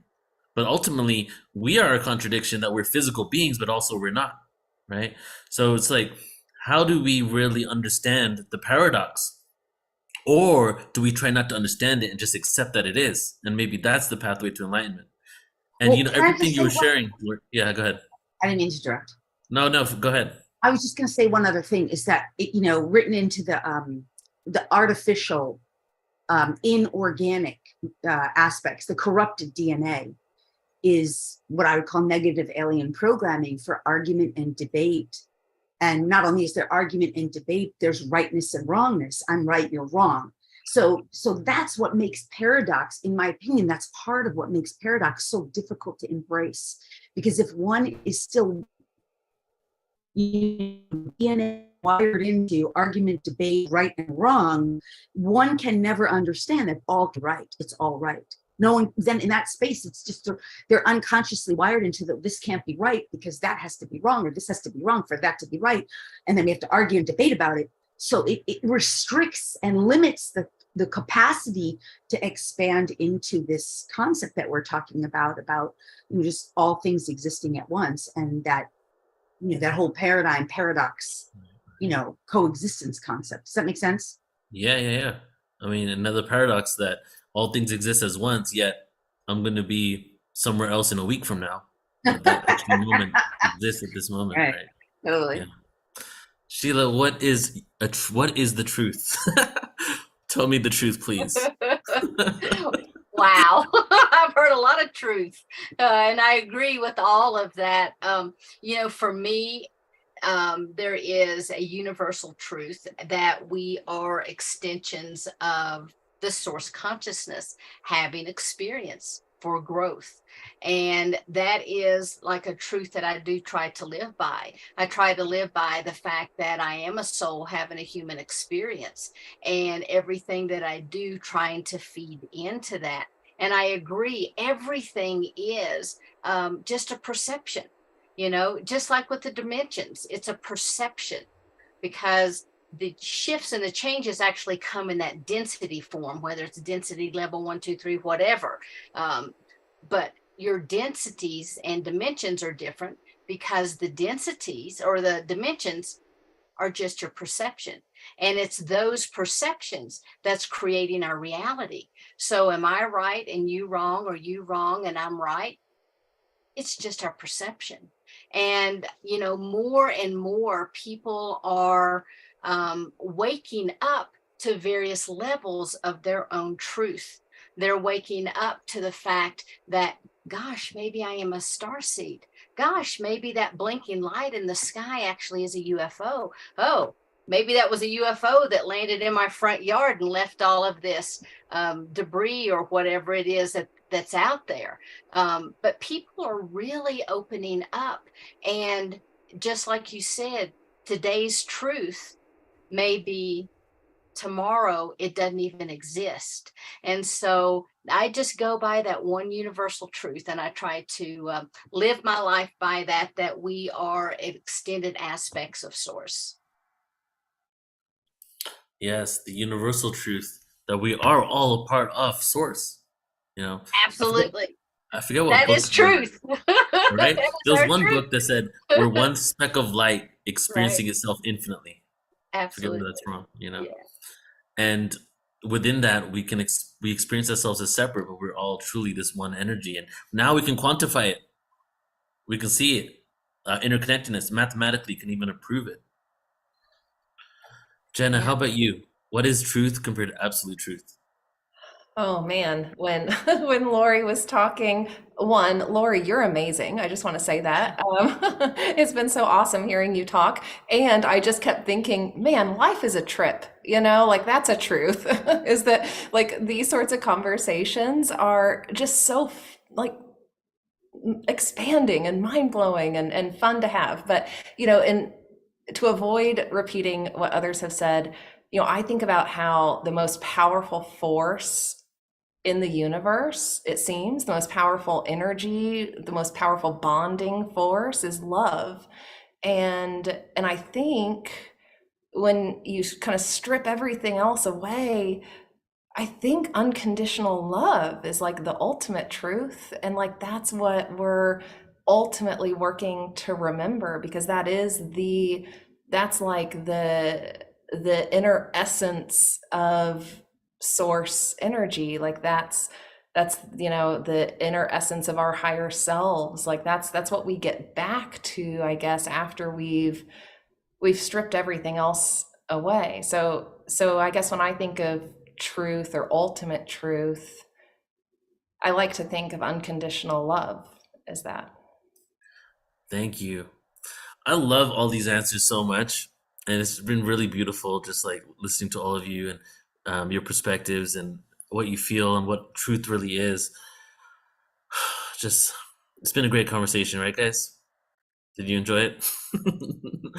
And this inspires me to do like I would love to have like a philosophical hour on Portal to Ascension or something like that to really go deep into these questions philosophically.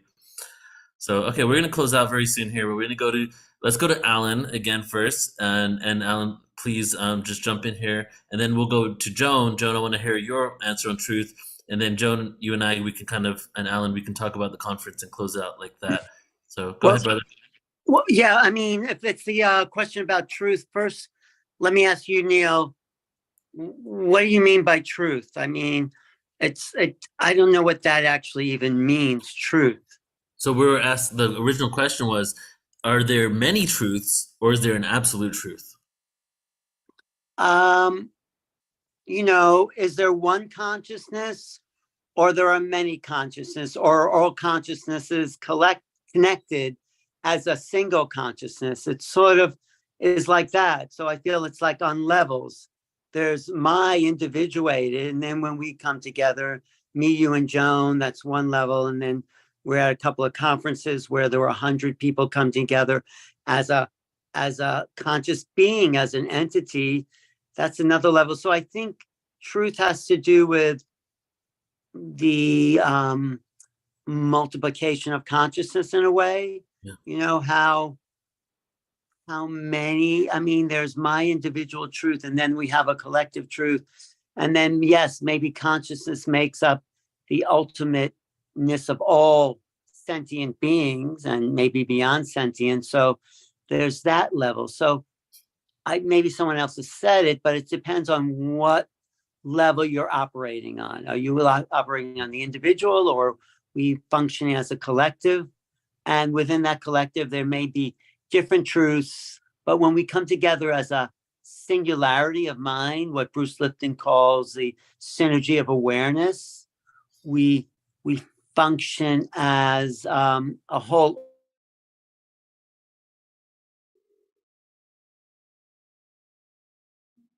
Did we lose Alan? I think we lost Alan for a second. I'll jump back in here. If Alan comes back, we'll have him finish off.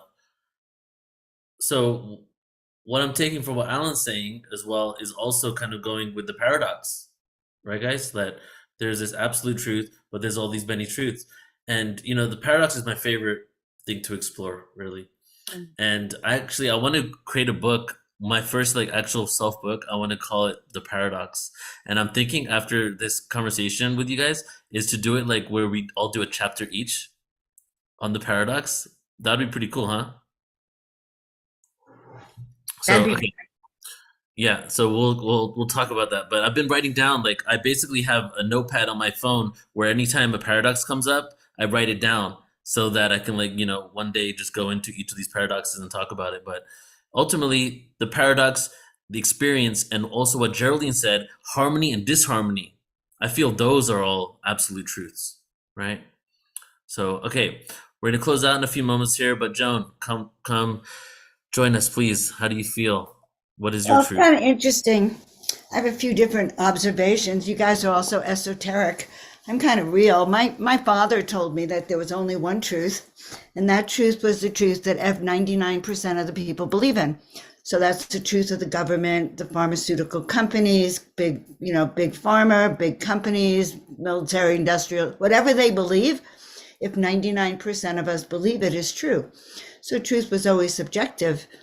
And yet I used to feel like that facts mattered, and that truth mattered, only to discover that if I knew that the sky was blue, but my dad's people thought it was red, then it was fucking red. Excuse my language. Okay. So when we talk about truth, I learned at an early age to have my own discernment factor. And I could start to discern truth from a lover who was lying about how they felt to being told to take this medicine here, I learned to have a filter about coming into my own personal truth. And then it took a lifetime to trust that maybe I was smart enough to know truth. So I actually think truth is how we resonate with it, how we learn to discern with it. We could all be looking at an accident right here, and all 6 of us would have a different story about what happened in that accident. And we'd be all right because we looked at it from 360 degrees. It looks different. So the biggest thing for me was to understand that what I think of as truth is probably not truth. Like truth is almost irrelevant in the world today. Because if I really look at it, what is this forbidden archaeology? Well, that's because some people think they know the truth about archaeology and the other people think they know the truth about archaeology. And here we are confused in the middle. And so I really think truth is a matter of us learning this art of discernment. Does this sit with me? Can I believe that, giants were real? Where does it sit with me? And we go from there because it's all about us anyway. And even if I'm right, and I force you to believe it, I become wrong because I sort of forced you into the polarity of believing my own truth. So I don't know. I think I'm getting better with it. I no longer feel like I have to force people. I mean, listen, years ago, Neil and I would have these great arguments and I'd want to force him to believe it my way because I'd be so passionate about it. I think I've stepped more into neutrality because in the end, it doesn't matter if I'm right. Jenna's going to believe what she's going to believe anyway. And therein lies the paradox. Sheila may say walk-ins, hybrids, and extraterrestrials, but maybe Lori doesn't ever see them. Right. And that's her truth. And so this is very complicated in terms of running a society based on truth and no truth. Whew. Deep, Joan. Well, I didn't think I was as deep as all of you guys. That was great. No, what you're saying also, there's also there's some people out there that believe that all ETs are benevolent. I mean, right? And it's almost like that they've only interacted with that and that's their truth because that's what's been in their experience, right? And then there are those that have had other experiences too. So it really is like whatever you create. And I know one of the other panelists was speaking about that, I think it was Lori, that your reality will contort to whatever you are putting out there, whatever your own perception is. Right, and then do you use this truth to beat other people over the head with it? What do you do with your truth? To make everyone conform to your truth? So I don't know. I think it's a huge subject, Neil, and maybe I'm changing it as we speak about it because I know my truth and your truths are a little bit different. Mm-hmm. And that's the nature of the world. Your body operates different than I do. So whether it's a good day or not is going to depend on your experience. Yeah. Well, when I asked this question, I thought I'd have more clarity at the end of it, but I truly do. It's like it's really that whole concept of like, Not anymore. the And more maybe there is the no more truth. questions you have, there is no, yeah. It comes down to accepting. I feel accepting. Lori, Can I yeah, just go add ahead. one more thing about that? Is that Yeah. there is divine truth. Hmm. Yes. There is divine truth. And when you align with divine truth, I'm saying you, but I mean anyone. When we begin to align with divine truth, that's where we start to move into the realms of absolute. That's where we understand the paradox of absolute truth coexisting with perspective truth, because perspective is true, and those can all coexist in the realms of rightness and wrongness. And then there is absolute truth, which is absolutely true, whether or not someone has the perspective or not, and whether or not someone believes it or not is irrelevant. Right. Those absolute truths. But really, access to divine truth comes, one develops that capacity as they sift through what I might call the fourth dimensional reality of all the non-physical, physical, non-physical beliefs, belief systems, egoic structures, inertia, energy, frequency, vibration, frequency fences of energetic goo and everything else. And as you get through that really energetically, which by the way can be done, the greatest portal of all besides portal to ascension, do you know which that is? What is it? The multidimensional heart. Mm. This portal. So when we go through the sacred heart, the multidimensional heart, we can access and align with divine truth. But we can't just, it's not a pill, this reality. We can't get to that. That is, in my opinion, that is hard earned. In my opinion, that is, for me personally, that has been a lifetime of devotion and countless other lifetimes. So, and when we dedicate ourselves to that journey of really choosing to align with the divine, we can uncover and reveal divine truths. Is absolute. And divine truth isn't just one truth. There are truths that are absolute. Yeah. Anyway, that's helpful. Thank you. And Lori. I agree completely. Like when you say love, like when Jenna said love, like love is absolutely true. Love is love. It doesn't matter if it's between a human, an animal, a human extraterrestrial, like it doesn't, a human and a tree. You know what I mean? It's love is love. And yes, harmony. When one is in harmony with their reality, harmony. It's absolutely true. Yeah. I hope that's helpful. Yeah, definitely helpful. All right, so we're Can gonna I close out say in a one second, one but tiny thing yeah, I go want ahead, to add Geraldine. to that? Just a little thought that Yeah. the journey of seeking truth as a seeker is going from separation into unity. And I feel that that is that journey of embodying unconditional love and aligning with that divine Mhm. source, So I just wanted to add that. Thank you. Thank you. So I'm feeling, since we have some, like, really, all of you are very powerful individuals doing some incredible work, and a lot of awareness comes through you, that it would be beautiful if people do closing statements and panels, but instead of a closing statement, I would love for you just to do your own transmissions, right? And we'll just go down the panel. We'll start with Jenna, then Sheila, Lori, Geraldine, Joan, and just whatever energy, whatever download, whatever experience you want to curate for this, as we close out here. But before we do that, I'd love for everybody tuning in, because we do have some good views going on our channels here. Let's just all take a few moments and get into the practical application of this, which is the inner work, right? And these transmissions will be that, the reminder of the inner work, or just the energy exchange that will come from this panel, to the world. But let's just start with just a little bit of silence. We're going to take 3 breaths, and I'll guide it in a moment here. We're going to take 3 breaths together. We're going to breathe in through our nose as when I start guiding that moment. We're going to breathe into our hearts. And as we exhale, we're going to exhale out of our hearts, encompassing the planet, the solar system, the entire galaxy, with the true unconditional love that is within us all. So let's just all right now go ahead and just take a moment, get comfortable, and close your eyes. And I'm just going to outline how we're going to do this just so that we can go right into it. After we do these 3 breaths, Jenna, please go ahead, and then Sheila after Jenna, Lori after Sheila, Geraldine after Lori, and then Joan, and then we'll close out for today. So everybody just close your eyes at this moment. Just breathe normally.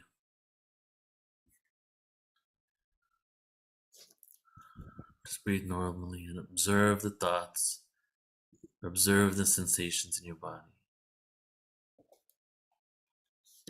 Start to go within and to feel the sensations.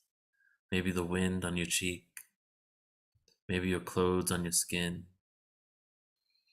maybe the pumping of blood through your veins and arteries, or the feeling of your heart in your body.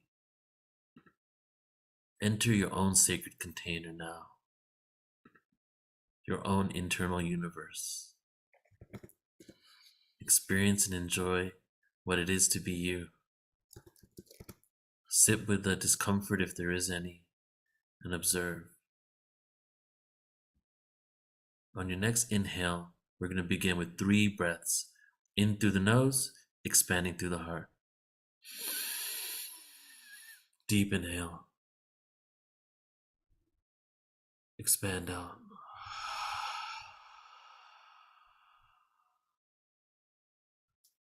Deep inhale. Expand it out into the cosmos. And one more time.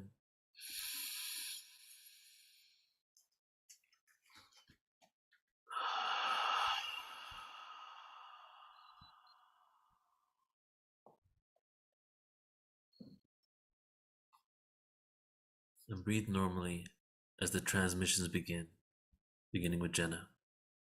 Thank you, Neil. You know, we can talk about so many things and get so philosophical, and there's so many practices and all the things, right, to keep us busy. But, you know, when it comes down to it, as starseeds, as humans, as souls here on Earth, our ultimate destiny is to just light the world up with love. You know, like when in doubt, when there's a lot going on, when it's too much to process, when you don't know what else to do or what modality or this or that to focus on, it's just love. Like we're just here to give and spread and share as much love as possible. That's our destiny. Oh. Beautiful. One of the things that I want to do is the infinity breath is coming forward. So again, let's go ahead and close our eyes. And as we begin to breathe in through the heart, out the back of the heart, around the left, back into the heart, out the back, around the right, into the heart. Breathing in through the nose and out through the nose. Breathe in this beautiful golden light of the infinity.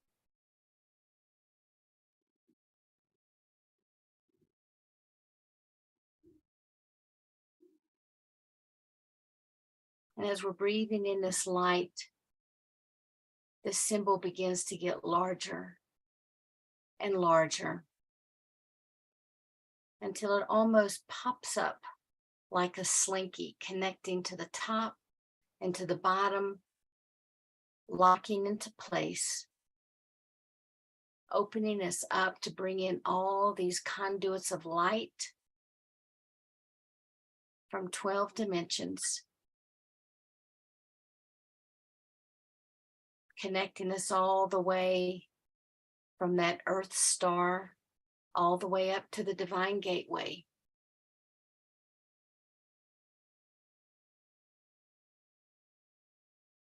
Just feeding the energy of our souls, our chakras, our emotional bodies, connecting us out through time and space and to each other.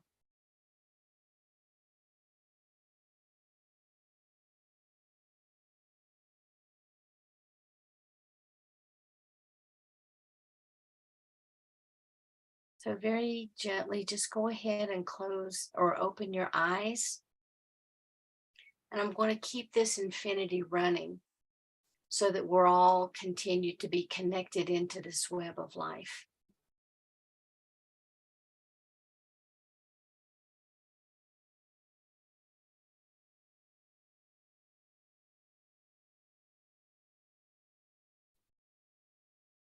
And so it is. Thanks, Neil.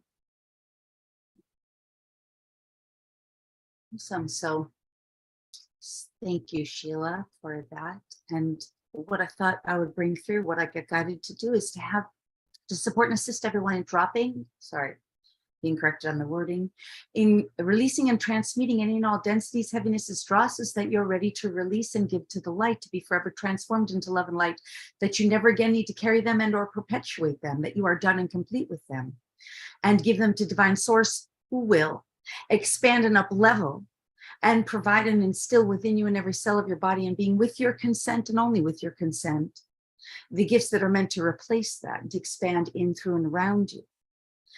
And in addition, with your consent, that divine source, creator God, one true God of light of creation, however you may identify that infinite consciousness, will provide to you, will instill within you and awaken from within you and every cell of your body and being, its truth, its point of view, its perspective, understanding, and definition of divine truth, that you too will have and embody its truth, point of view, perspective, understanding, and definition of divine truth, that you will know what it means and what it feels like to embody the energies, the frequencies, and the vibrations of divine truth, and that you will have within you the key codes within your own DNA activated to awaken divine truth from within yourself. If you are willing, breathe, receive, consent, and allow. It's up to you to choose it. Long, slow, deep, relaxing breaths. If it feels comfortable, breathe straight through your multidimensional heart center. Allow it, and it shall be done momentarily.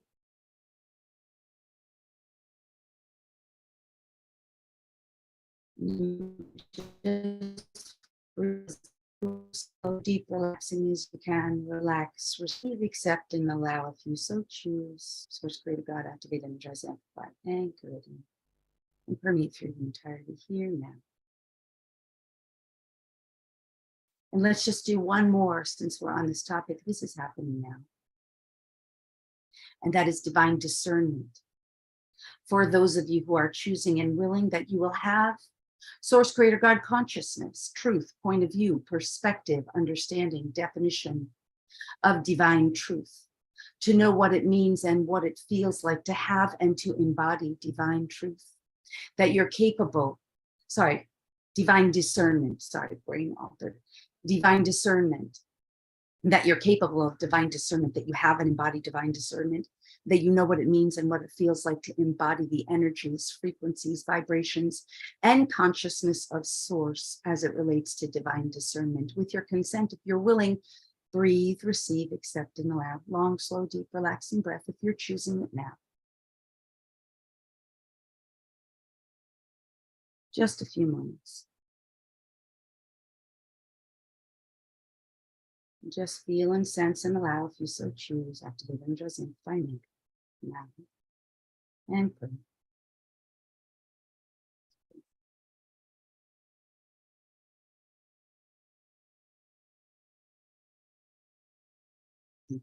This is done. And so it is.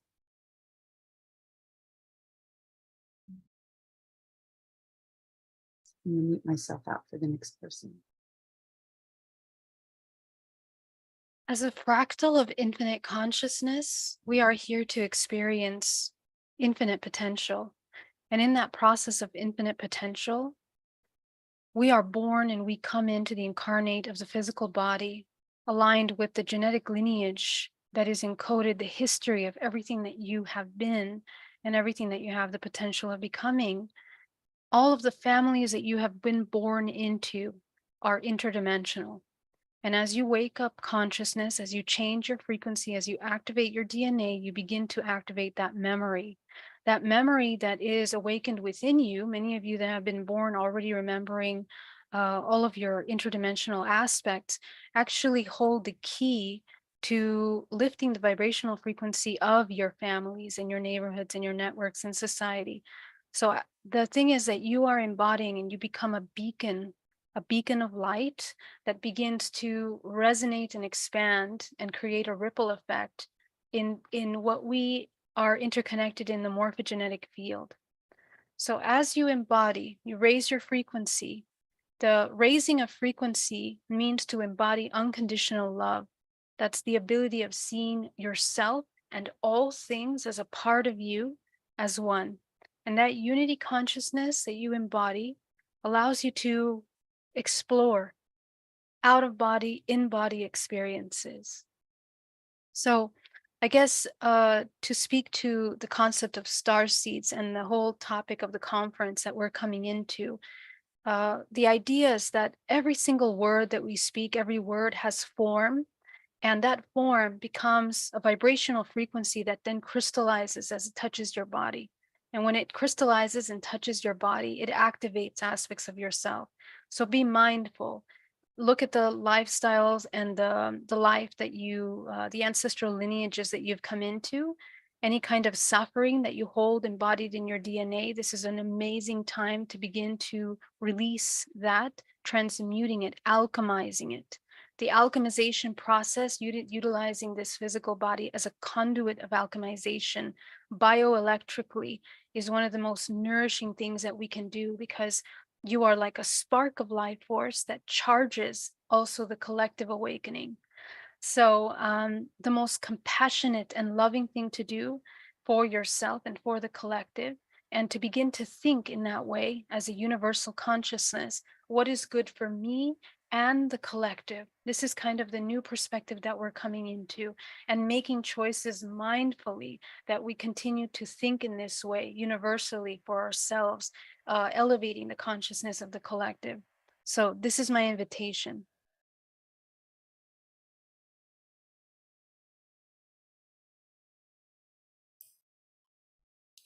Thank you, Geraldine. Joan, take us home. Each of you has the potential to do that which you've always known that you can do. Now is really the time when these ascension timelines have opened up, so that the energy for all the collective to achieve their dreams, their visions, and their missions is possible. Align with those who hold those values to be true, and immerse yourself in the teachings. Don't worry whether it's true or not true. Worry more about what suits you, what fits you, what rings a bell for you, what makes your heart sing, because that is your truth. And the truth is that you're part of an immense collective that you are going to learn more about as we go through time. So be proud, like really remember who you are. You are an amazing being of light that came here, that chose to be here at this time. We are all so grateful for your service and for each of our service, because we are part of what is this awakening. And so it is. So it is. Thank you so much, Joan. Thank you to all the panelists here.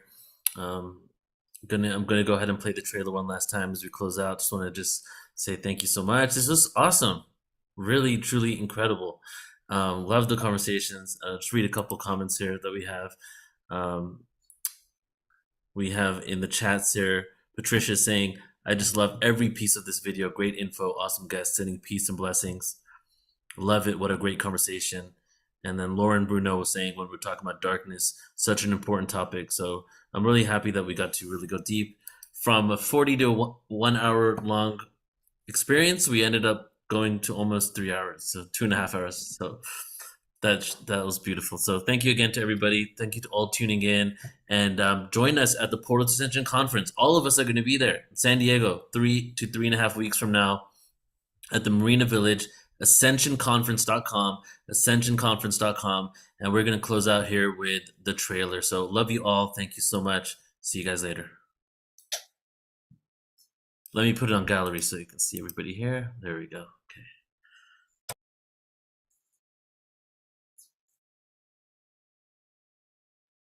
Okay. After 3 years of having to produce the Portal to Ascension Conference online, we have been waiting for this moment. The Portal to Ascension Conference is returning live and in person. Join us at the Marina Village in San Diego, California, April 21st to 23rd, 2023. As massive shifts are happening on the planet and hidden truths are being uncovered, we are piecing together the fragmented parts of our existence and timeline. At Portal to Ascension, we are dedicated to full circle awareness of the truth of who we are and remembrance of our connection to the cosmos. This is showtime. There is no holding back. Now is the time for us to harmonize the frequencies and create unity and peace on Earth. We are deprogramming from an outdated matrix system, re-educating and remembering an inherent truth that connects us all. As we come together, we activate our truest potentials, individual gifts, and collective resolve. We are ushering a whole new reality that we know is possible and is waiting for us to embrace it. Join founder Neil Gore and the entire Portal to Ascension team with hosts Alan Steinfeld, Michelle Anderson, and Joan of Angels over these 3 days, April 21st to 23rd, 2023. We will experience musical performances by Larissa Stowe and the Shakti Tribe, Vox Angeles, Share the Light, Admiral Apollo, and Torquem G. This conference features incredible luminaries such as JJ and Desiree Hurtak, Adam Apollo, Carolyn Corey, Robert Schock, Linda Moulton Howe, Robert Edward Grant, Barbara Lamb, and many more.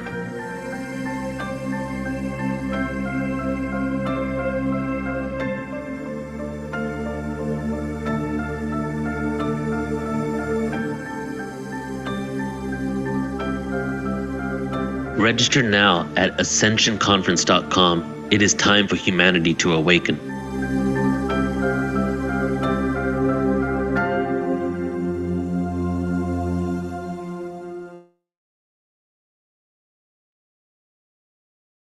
There we go. Love you all so much. Bye, everybody. Good night, everybody. Thanks, Neil. Thanks, everyone. Bye. See you in San Diego. See you soon.